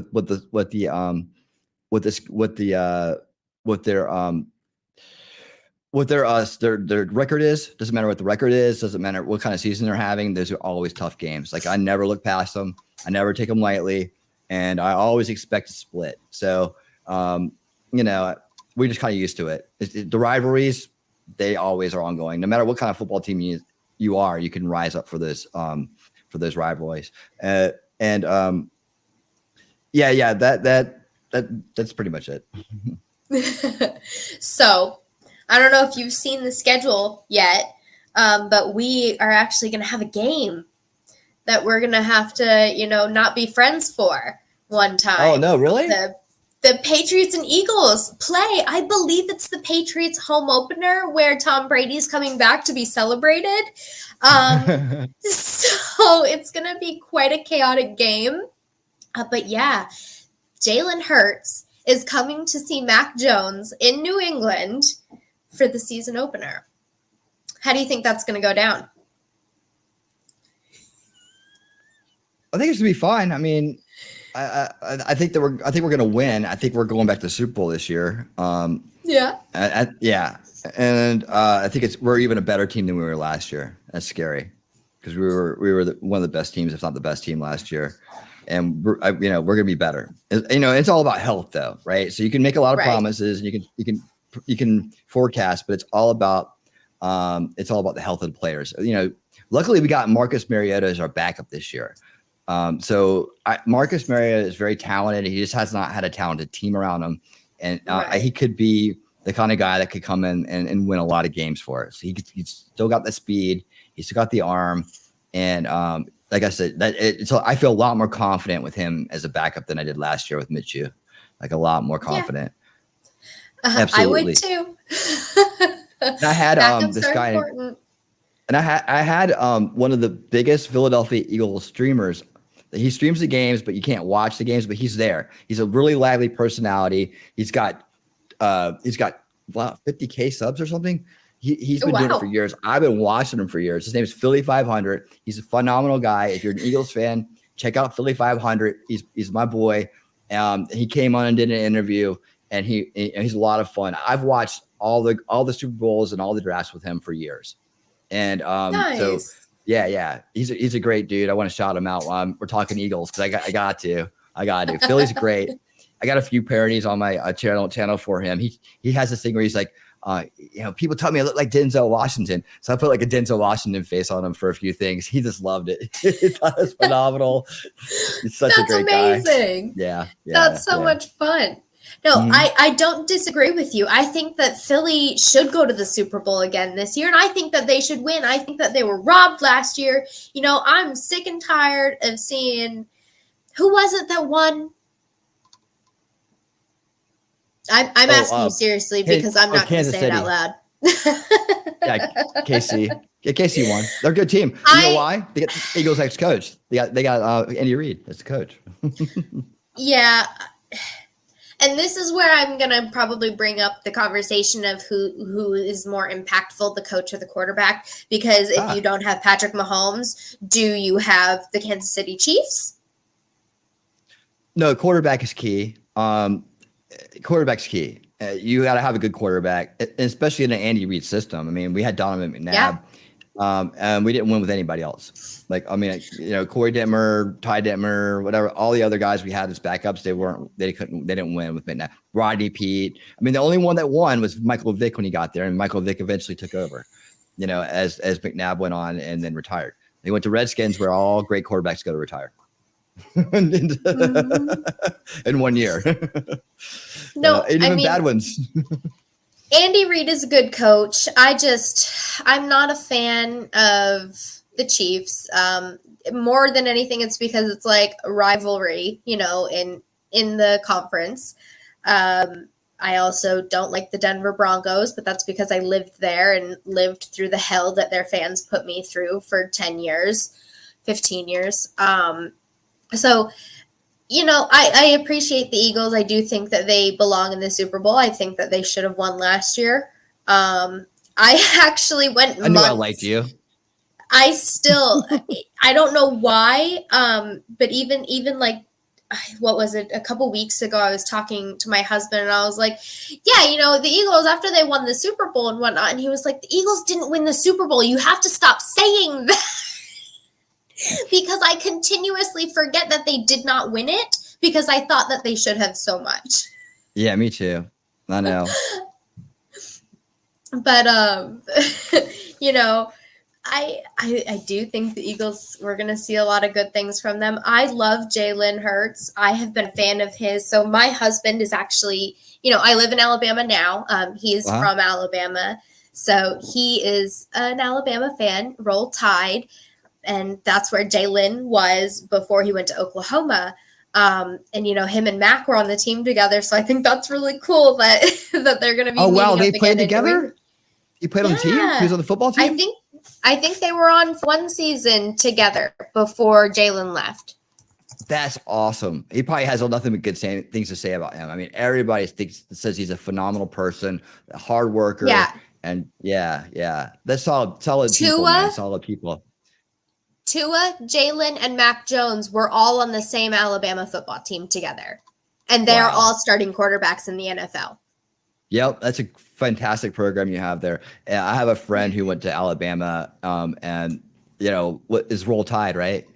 Yep, Roll Tide. Yep, that's it. Yeah, you guys roll. You guys roll, man. Georgia's got the D, Alabama's got the O, and here we are in the South, this like ruling football, right? Texas A&M has got no idea what they're joining right now. Right? They've expanded the SEC, and poor Texas A&M. But no, I love Jalen. From the moment I saw him on the field, I said, this kid has got the composure. He has got the confidence. He has got one of the most brilliant football brains I've ever seen. Like Tom Brady. I mean, I was blessed to grow up with his brain on the field and watching him develop. So I've seen amazing football minds. But Jalen Hurts has got this package that I have not seen in a long time. I don't know if we'll see again. And I am so excited to watch him perform better and better and better each year. If they can keep his team and him healthy and strong around him, y'all have got the makings of some really good years coming up. Yeah, I feel like it too. I mean, not to mention our receivers. We got A.J. Brown and we got Devontae Smith. And even Quez Watkins, they're saying that he's having a monster camp. I think we're still going to add a receiver at some point, maybe another slot guy, just someone that can compete with Quez, right? To be that fourth or fifth guy. You got to keep doing that. You always got to keep bringing in the competition. Kind of like with our running backs right now, right? We got DeAndre Smith, but we also picked up Penny, and we also we also have a few other guys that are. Well, we have Boston Scott, who's been there. He's kind of like the new Darren Sproles, if you will. And not quite on that level, but close. And we also have Kenny Hartwell and Gainwell, sorry, late night. And the four of them are going to make a great team. I think DeAndre Smith's going to be something special this year. I hope they all stay healthy. But if not, we got Jalen Hurts. I mean, Jalen Hurts can run the ball just as well as anybody else. That dude can squat he can squat like 500. I don't know what his record is, but he squats something insane for 695. That's my boy right there. That's my boy doing that. That's my son gave me that. He's insane. And you know what? He got all of that work ethic, was brought on by himself. He has trained himself to be that person. It has not come from his coaches he literally has dedicated his whole life to football, and I love Jalen Hurts. I had always said, like, if we couldn't get Jalen Hurts on my team, which would be hard because Patriots don't really run successful running quarterbacks. I mean, obviously we saw it with Cam Newton, who should never have been on the Patriots to begin with. But I knew that Jalen Hurts wasn't going to be the type of quarterback that, would work well on our offense. Unfortunately, as much as I love him, I was excited to get Mac Jones, though, because they were players together. I got to see a lot of Mac Jones. He played Alabama all the way through, did an amazing job. He's supposed to do really, really good. Hopefully this year is his year. It's only his third year, so we've got to see some improvements coming out of him. His first year was really good, so I'm excited to see what this season has for both of these Alabama boys. I mean, I'm so proud of them. I've watched them grow up, it feels like. It's so silly. Oh, yeah. No, it's great, though. No, it's fun. Absolutely. Yeah, now I'm looking forward to it as well. And I tell you what, I'm very happy to keep drafting Alabama players every year. They always work out great, man. They do. Yes. They do. Them Alabama boys, and I'll say it, those Georgia boys, they are built different, but that's why they keep winning championships. Oh, yeah. Well, that's a Southern cooking, man. They're salt of the earth, man. They work hard down there. It's a heat, too, boy. It gets hot. So they're ready for anything. Man, but sometimes you just get lucky. And it really comes down to scouting at the college level. So scouting the high schools and whatnot, and getting good high school players to come to your college is key. So it's recruiting has a lot to do with it. And Georgia's doing something right. Yep. Georgia and Alabama both, they have really good recruiting classes. I know if I got my husband on here to talk recruiting classes, he could probably do it for days. He's a little bit obsessed with Alabama, like I'm a bit obsessed with the Patriots. That's a good combination. It's fun. It's expanded my eyes. I don't believe in a lot of the college rules. So it's hard to watch games sometimes, but they're fun. They're still fun to watch. And I love going to live games. I've been to one. no, that's a lie. I've been to 2 Patriots games live, and I've been to 2 or 3 Alabama games live. Those are my favorites. I love going to Alabama football games, and I like going to Patriots games in New England, but not anywhere else. Okay. Huh. It's cold up there. It's cold. Yeah. So when I was living in Denver, and Denver is also cold, I had the opportunity to go see the Broncos and the Patriots play. And this happened to be the year that Josh McDaniels had left the Patriots and went to go coach the Broncos. And I was in high school at the time, young kid. I went and all my Patriots get up with my mom and dad. I was so excited. The Patriots won, or were winning like the first half of the game. Then they kind of got close and tied up, and game ended up going into overtime. The Broncos won it by 3 points or something stupid in overtime. I got beer thrown on me as like a 15, 16-year-old girl. These idiots behind me were mad because I was cheering, let's go Patriots, and they threw their $12 beers all over me in November in Denver. That's horrifying, dude. What the hell? No so I will never, ever, ever go and support the Broncos by buying a Broncos Patriot ticket or a Bronco ticket in Denver again. However, I did get my payback when I went to go see Tom Brady take on Peyton Manning in New England in November, and we intercepted Peyton Manning 4 times, and it was the greatest day of my life. That's so awesome. I love how excited you get. Yeah. So let me relive the moment for us. So you're just like screaming your head off when you're up in your seats. What was going on? So we were up pretty high in our seats, but we were at about the 20-yard line up high. And all I remember is having that, I think it was the 3rd pick. It wasn't even the 4th one, but in my section, I'm just screaming, hollering. I don't even think I was drinking. I was totally stone cold sober, screaming, hollering. I started the Brady's Better chant that spread across the entire stadium. That's awesome. That's awesome, dude. I started that's a great feeling. We all started going. Oh, I loved it. It was the greatest moment. I mean, I don't think, kids are hard. I don't think anything's ever going to top seeing Peyton Manning get intercepted 4 times in one game against Tom Brady. It's something we'll never see again. Whoa. So what's going to be the Patriots going to like, how are they going to do this year? What's going to be their strength? What's going to be their weakness? And how would you guys do in the draft? Do you think it improved your team? I'm going to agree with some of the analysts that I watched talking about it. I think we're to be determined. And I say that because Mac Jones is a wild card right now. He did really well his first year. He didn't do super well his second year. We have switched our offensive coordinator. Thank goodness, because Matt Patricia, who is a defensive coordinator, was our offensive coordinator last year. And maybe that was a little bit of the problem. That could have been the problem. Did you find you were blocking a lot of your own passes? Yeah, I mean, I feel you, man. I feel you. Belichick likes his people, and when he has people that he likes and he trusts, if they leave and they want to come back to the organization, he tries to find a spot for them. So Matt Patricia left. He went and coached the Detroit Lions. He got kicked out of there, got ran back home to New England, and Bill Belichick was like, well, I've already filled the defensive coordinator position because I'm basically doing that job. I guess we can throw you in offense and see how you do. Like, who does that? Bill, I love you, but that was one decision that you made terribly, terribly, terribly, terribly wrong.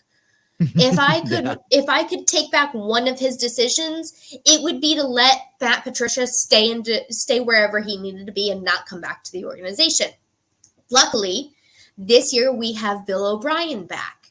who is an amazing offensive coordinator. He's done things in New England. He did things in Alabama while they were winning championships with Nick Saban. He is a winning offensive coordinator. So I think that if Mac Jones can stay healthy, if we can keep because the Patriots have a knack, right? You don't have one big star wide receiver who catches all of the touchdowns, right? We like to dish it out to a couple different guys and make sure that everybody's kind of getting the wealth, especially after losing Gronk.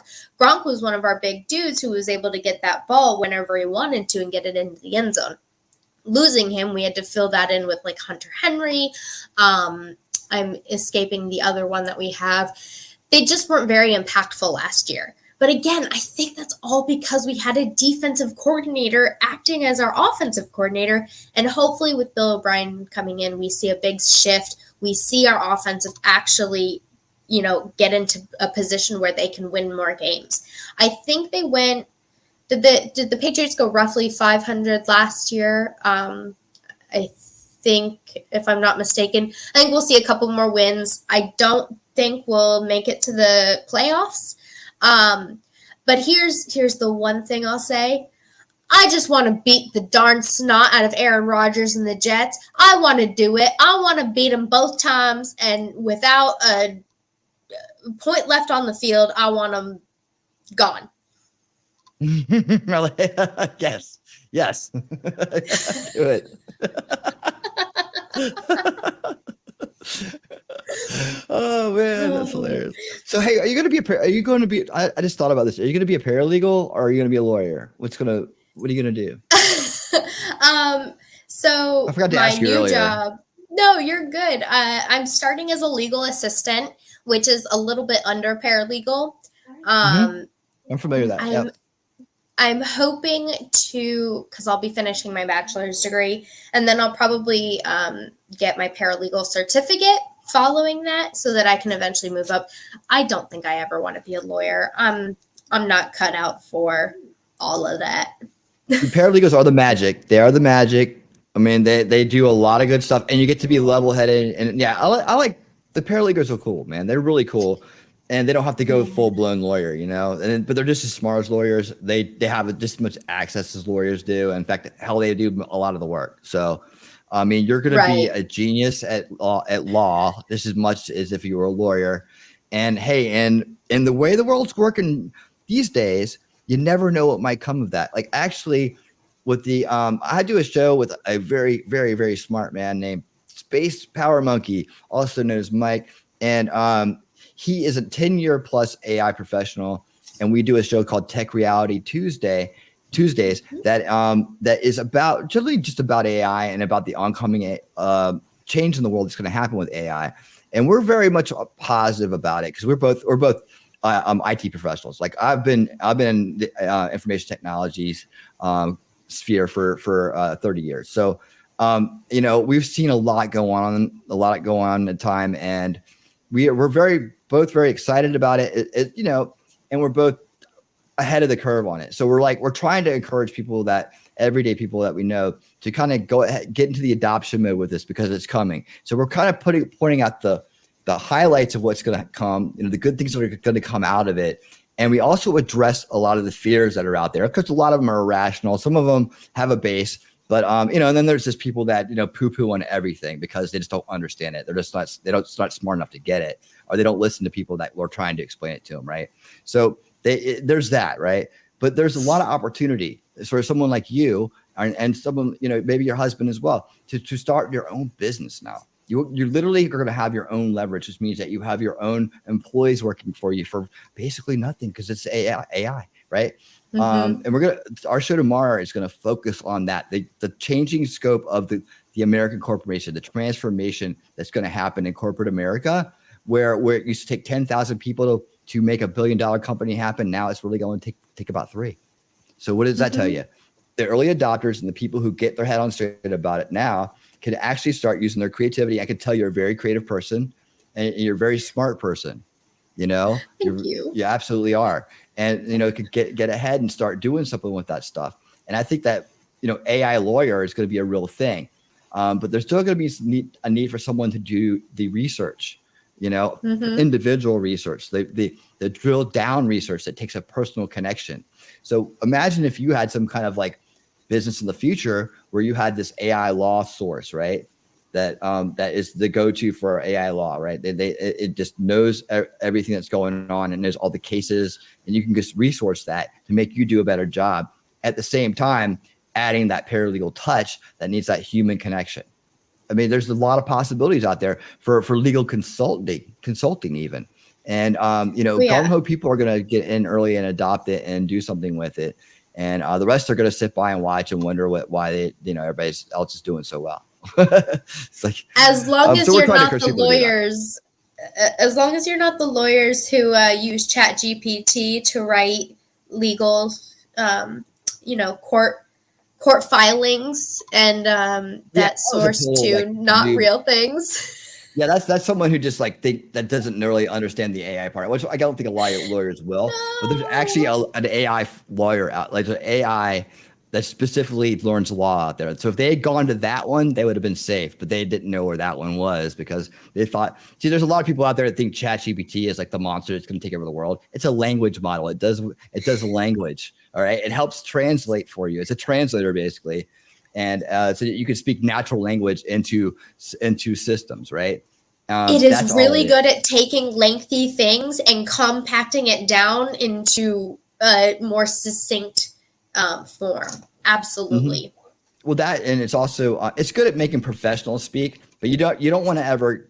I don't think it's very good at being personable, right? No. As we've kind of seen recently, that when you're trying to address people in a personal way, that ChatGPT it's not going to do it. It's going to make you sound like an idiot or make you sound like you're trying to, like you're talking like somebody else almost, right? Like it can be a little embarrassing. And then yes, it will make up things too. Like if it doesn't know what's going on, like in that lawyer's case, it'll just make up cases. That's what it did. It just started making up cases. Well, this sounds good.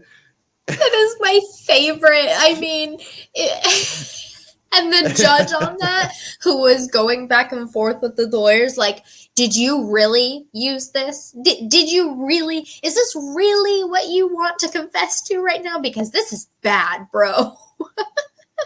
The whole thing is funny. No, AI it's doing some really crazy things. I certainly am one of those people that I don't know how to utilize it yet. Like,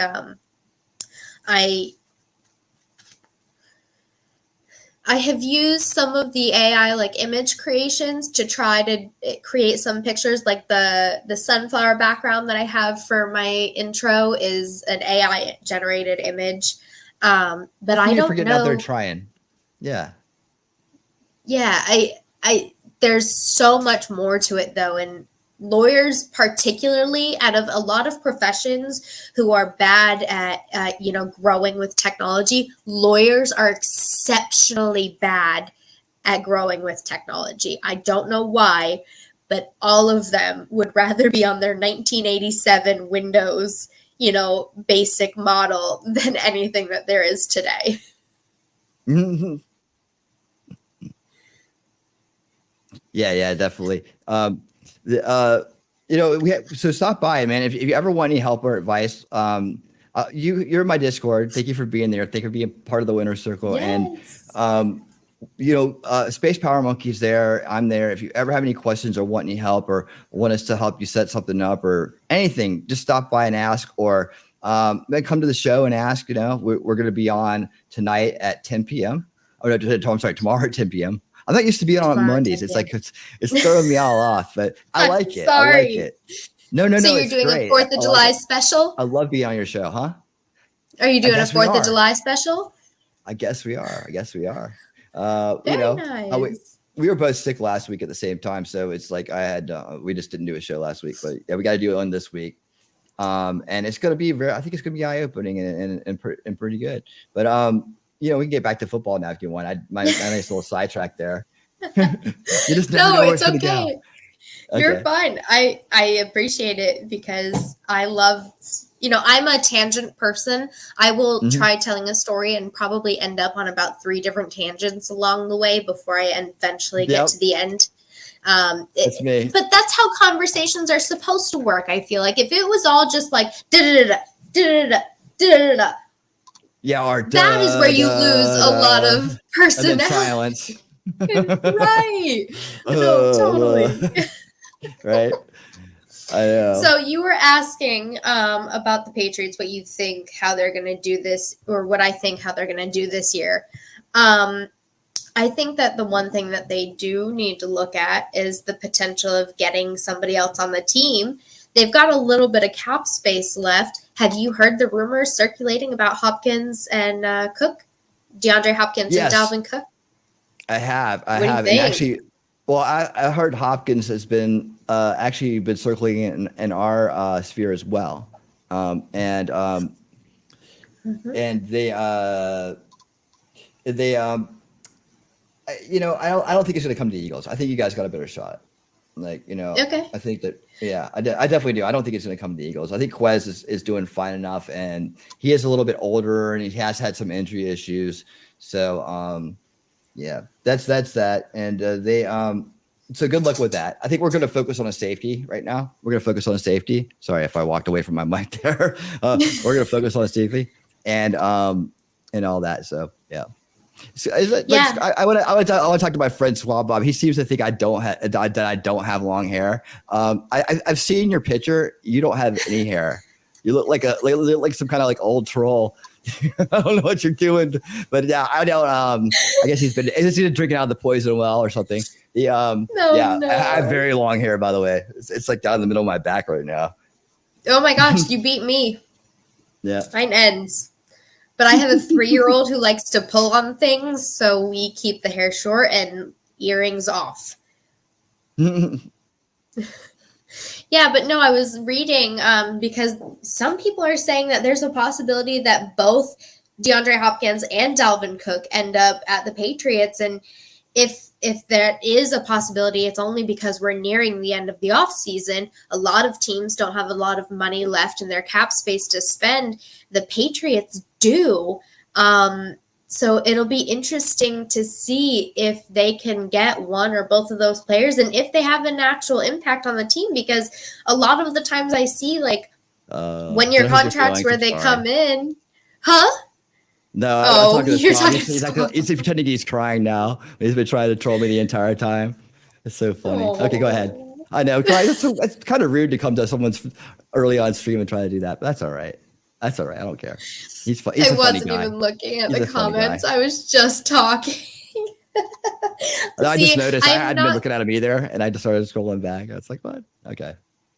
I know it's I'm not good at focusing on both the comments and the stream, especially like football. Oh my gosh, I could talk about this nonstop all day, every day for no reason other than I find it fascinating that a bunch of grown men put on skin-tight pants and roughhouse over an oblong ball and get random amount of points that don't actually mean anything because, you know, the points are made up and winning doesn't matter.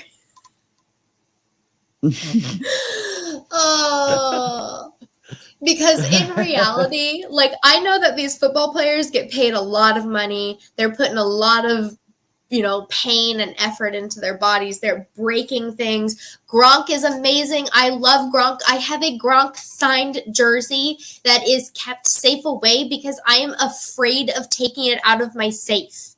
I am terrified to lose it, spill something on it, break it in some way. So I have a signed Gronk jersey that stays in a safe so that it doesn't get damaged. Sorry, squirrel. No, I mean, these guys get paid a lot of money to put their bodies through hell for a few years, and it's all for our entertainment. I mean, winning a Super Bowl gives you money and gives you a pretty ring, but what does it do in reality? You're not curing cancer. You're not ending a war. You're not bringing world peace. You're not, you know, doing life-saving surgeries. So all they're doing is playing this game, beating up on themselves for our entertainment. I appreciate it. But in the grand scheme of things, I mean, sometimes I should just shut up about the football. Shut up about football. No, let it all out. Let it all out. It's, you know, this is the time of year where you need to do that because there ain't nothing going on. Right? Mhm. It's like the waiting. Come on, training camp. Come on, training camp. Let's I'm go. Let's so go. Let's go. ready. I was excited. I thought I was going to get to go see a preseason game in Nashville this year. Uh-huh. My husband has a stupid thing for work that he can't get out of, and so we're not going to be able to go up. We had already bought tickets and everything for it. It was going to be my daughter's first football game.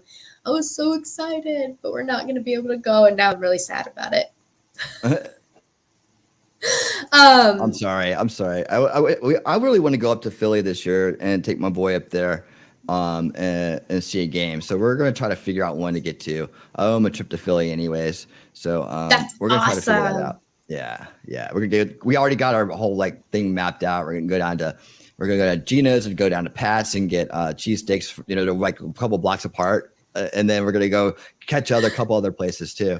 And there's actually some people on here that have been online that I met online that were from Philly that have been really helpful in telling us where to go. Like, you got to know the good spots to go, right?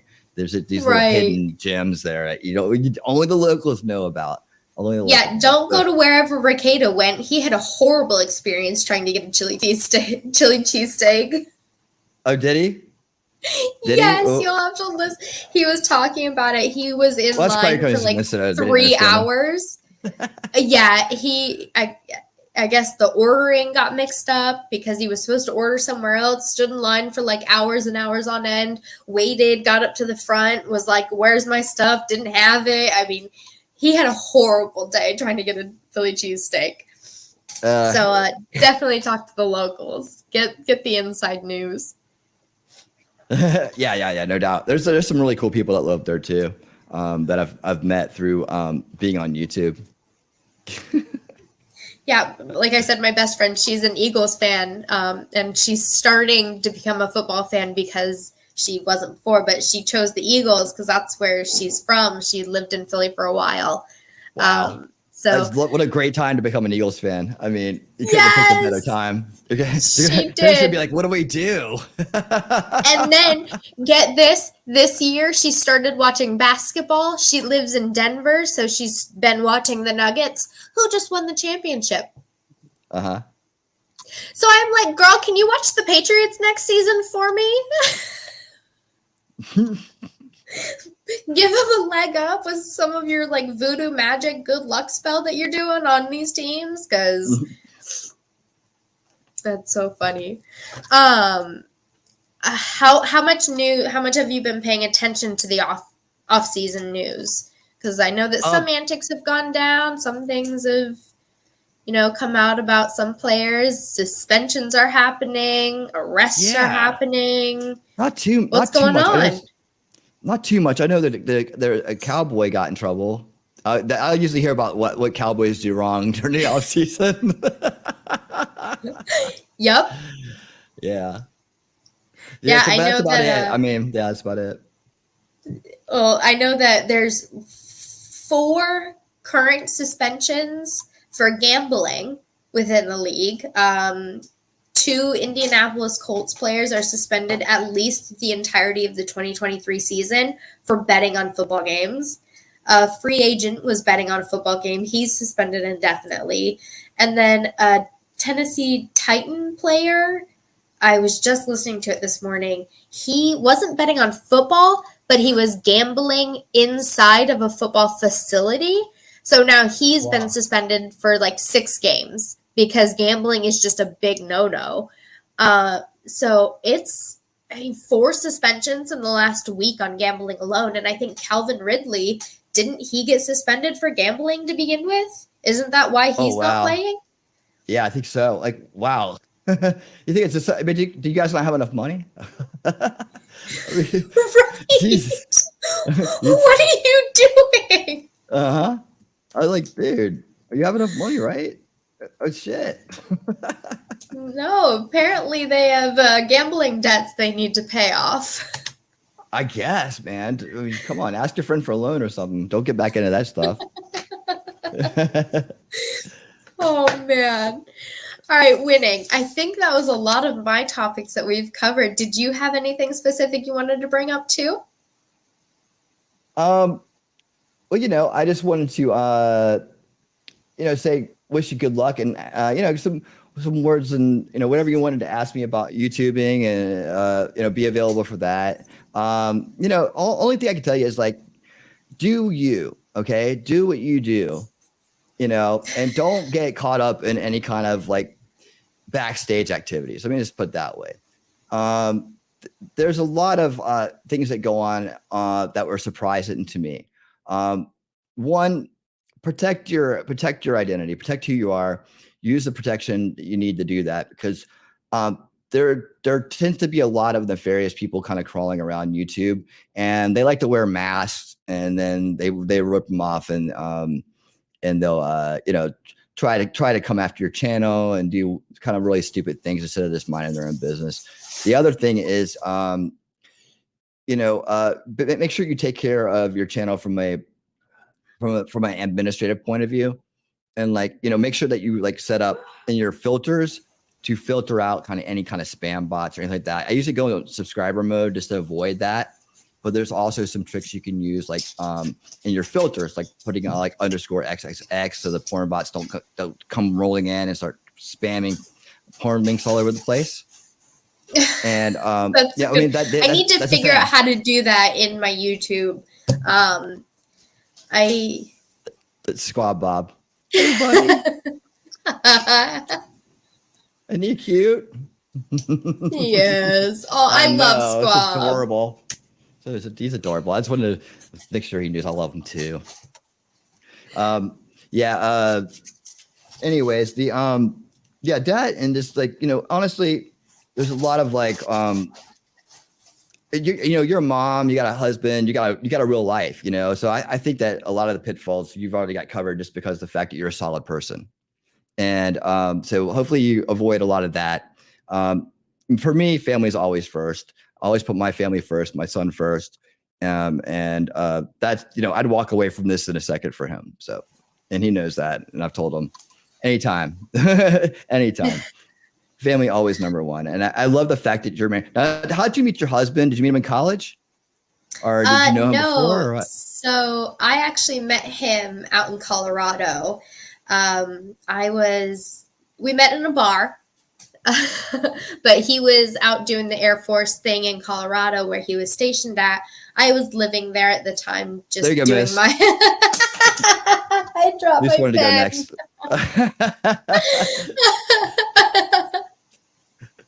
That's funny. But yeah, no, he was stationed out there. I was doing my thing, being a crazy 22-year-old at the time. We met at a bar. That sounds, about right. It wasn't online. I never met him online beforehand, so that was cool. I get to say that. And then he, eventually was like, hey, I'm going to go back down to Alabama. You want to come with me? And I said, yes, let's go tomorrow. I'll pack your things. Oh, wow. Awesome, dude. Awesome. Yeah. You guys have a 3-year-old daughter? Mm-hmm. Cool. And she's amazing. She's a little scary sometimes, but she's amazing. I do love her very much so, with all my heart. That's great, man. Dude, I love hearing about happy marriages, and you guys plan on having more kids? Yes. I don't know, man. We've talked about it.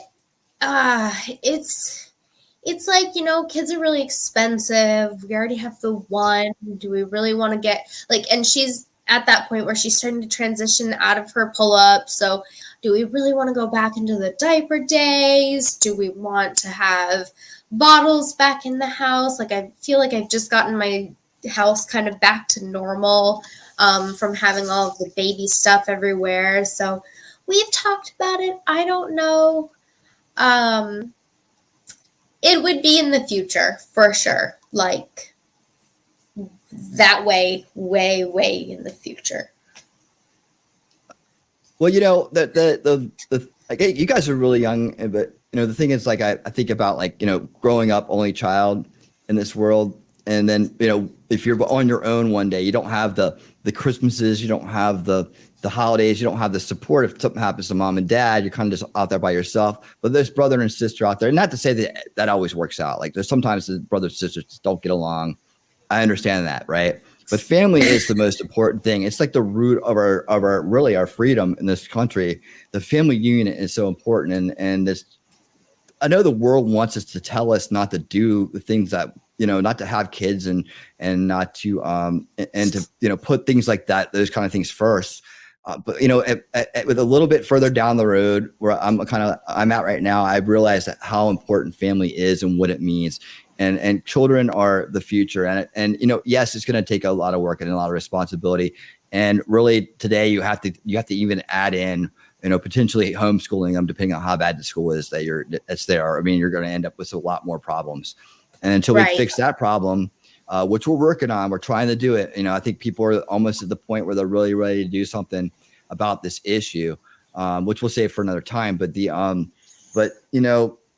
that too. But I can tell you, man, I've been around the world. Okay. I've done some amazing things in my life. I've been truly blessed in that area. I've been to great parties and done great things, and we've met great people, and I've been crazy places like Egypt and Greece and London. I've been around the world. I've seen the pyramids.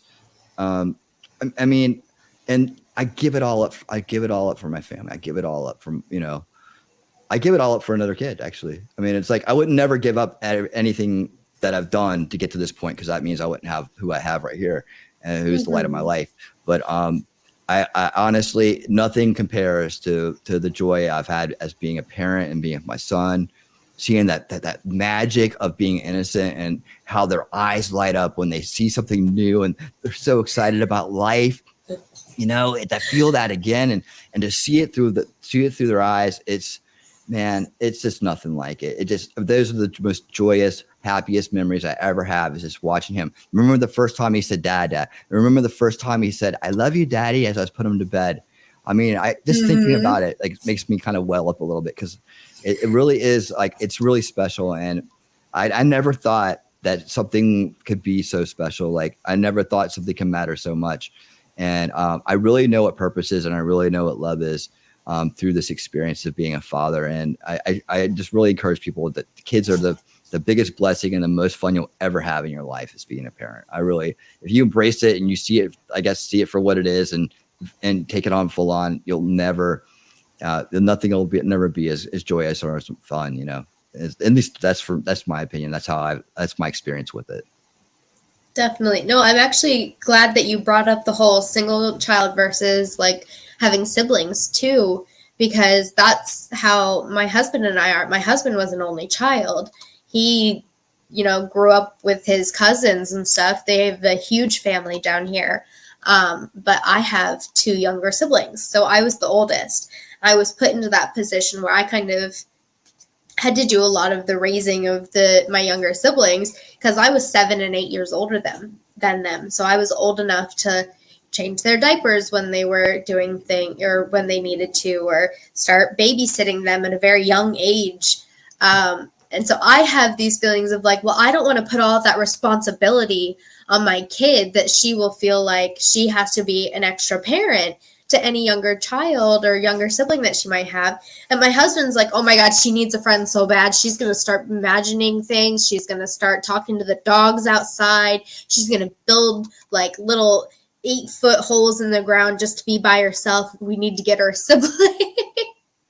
So it's very different coming from both of us on the reasons why we think the way we do, and, kind of how we want to approach the topic of having another child. So I think that's really funny that you brought that up. Yeah. It's just one of those things. I feel like the world tries to tell people not to have kids, and they try to scare them out of it. Or they make them forget that the family unit is what gives us our strength. We have to rebuild families. They're being torn apart. They're being torn down. We got to rebuild them in the Black community. We got to rebuild them in our own community. And we need new children to replace us. And a lot of this generation is not even going to be in the gene pool at the rate things are going. There's a lot of kids being taken out of a lot of families and a lot of kids being taken out of the gene pool through some of the shenanigans that are going on in schools and the media and manipulation and marketing that's going on. And I think I can see that you feel it too.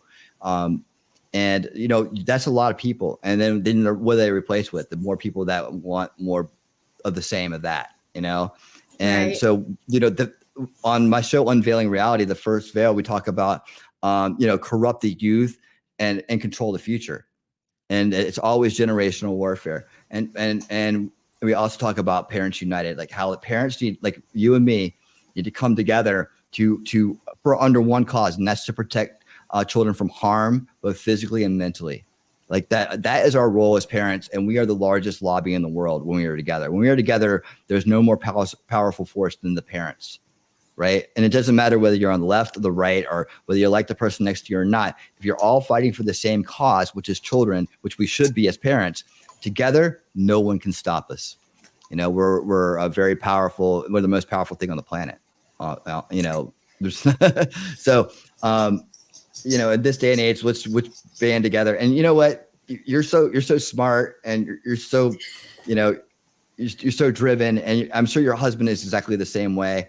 You guys have probably lots of beautiful children to make this world a better place. So I always encourage it, and I wish you guys the best and the most happiness, in your life, and may you guys be blessed with all kinds of happiness and love throughout your your journey together. Absolutely, I appreciate that, Winning. You got it. That's very kind of you to say. I do think that I'm lucky in the fact that I live in a state that's very, very red.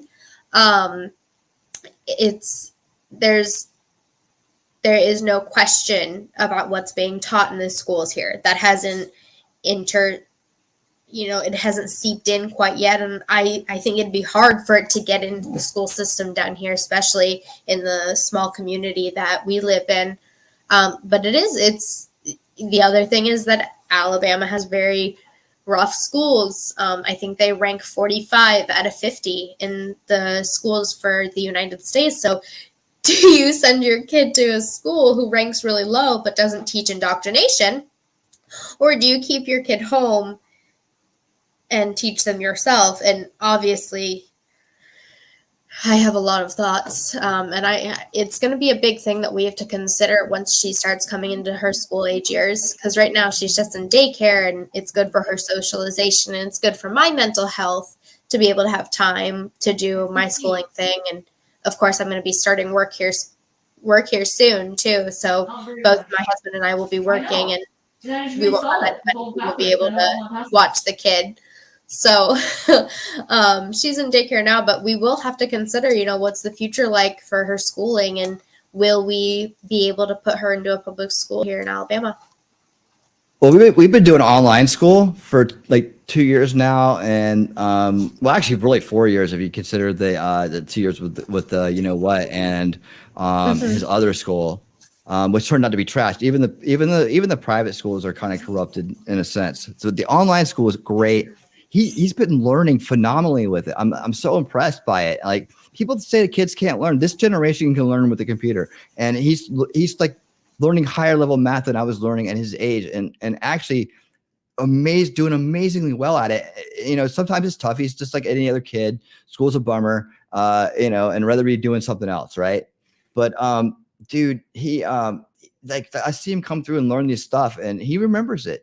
A lot of it too had to do with the fact that we taught him to read very early. He was reading by the time he was 2, and he was reading full chapter books by the time he was like 5. He's read the entire Harry Potter series like a couple times. He read the entire Warrior Cat series many times. That's a lot of books right there. He would cut through a book in like a day and a half, like 300 some pages.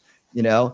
And it really helped his development. And I knew that at some point it would help him in school, and not only that, but be able to learn on his own. Because in this world, you might get a good teacher, you might not, who knows? But the idea is that you be able to teach yourself constantly throughout life, and being able to read helps so much with that. It really does. Go ahead. Sorry. Yeah. No, you're absolutely right. And I mean, that's pretty much what I had to say. But yeah, I definitely encourage teaching your kids to read really early. And we dedicated a lot of time and into that, and it really paid off. I mean, and then we got the little videotapes of him as a little guy picking out the words, like, what is this? And he picks it out, and then the sentences together, and then the day comes up and asks for chapter books. I remember all these things too.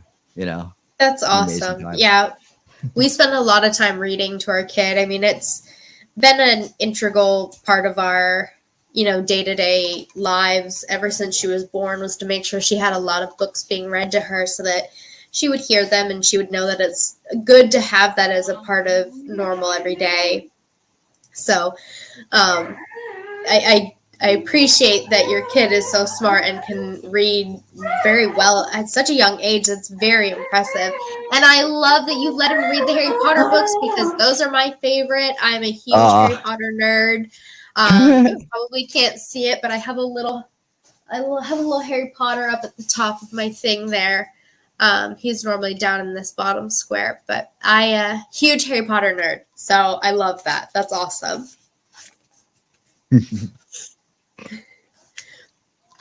Well, so winning. We are. Go ahead. No, I was going to say, you know what? Hey, for a Monday at noon, pretty good, man. 17 likes. That's great. New channel coming up. I had a lot of fun. Cool. Yeah, I did too. And we're gonna do this again. I'm gonna have you over on my show, and we'll come, like, you'll come over for like a winning Saturday night, and we'll just chill, and we'll do more football during the season or something. We'll talk more family. We'll find what other things we can talk about. Thank you for being part of my channel. Thank you for being in my Discord. I'm gonna be doing more things for my crowd, man. I'm gonna be doing more things for my crowd. So thank you so much. And it's so nice to meet you, and good luck with your channel. I think you got a great thing going on here, and it's just going to go up from here. And I wish you all the success in the world. I appreciate that. Thank you for being here. I'm super excited to continue talking to you. I will be happy to join your stream whenever you'd have me. We will definitely continue talking football. Like I said, we've got an opening game. We're going to have a lot to talk about come the first week or second week of September. So I look forward to all of our football conversations and everything else that we can chat about, because I think, like you said, we've got a lot in common that we can kind of deep dive into here and there, and it will be very good and entertaining content, I think. So I appreciate you being here today with me. I've had a lot of fun. I love talking football. Obviously, I get really animated with it. Definitely shouldn't see me watching a game. I am one of those people. Awesome I will admit I would like to go to a sports bar with you guys sometime. That'd be great. I would riot. I like to have fun when I am watching, but I also can get very frustrated very easily. Like, I am that person. Did you ever see when they came out with they were squishy yellow balls that had like a yellow flag on it, and you could throw them at your TV when you were mad? They were like yellow flags that the referees have. I am that person. Yeah. I take my squishy yellow flags and I throw them at the TV when I get angry, and I cuss out the coaches and I cuss out everybody else. Yeah, I'm a hoot.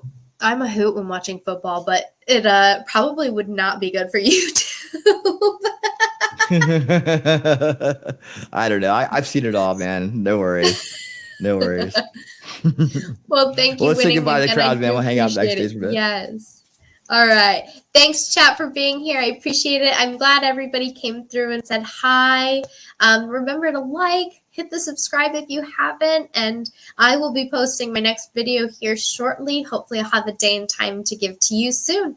Thanks for being here, everybody. I will see you next time on Caitlin Comments. Bye. See you around. Keep on winning.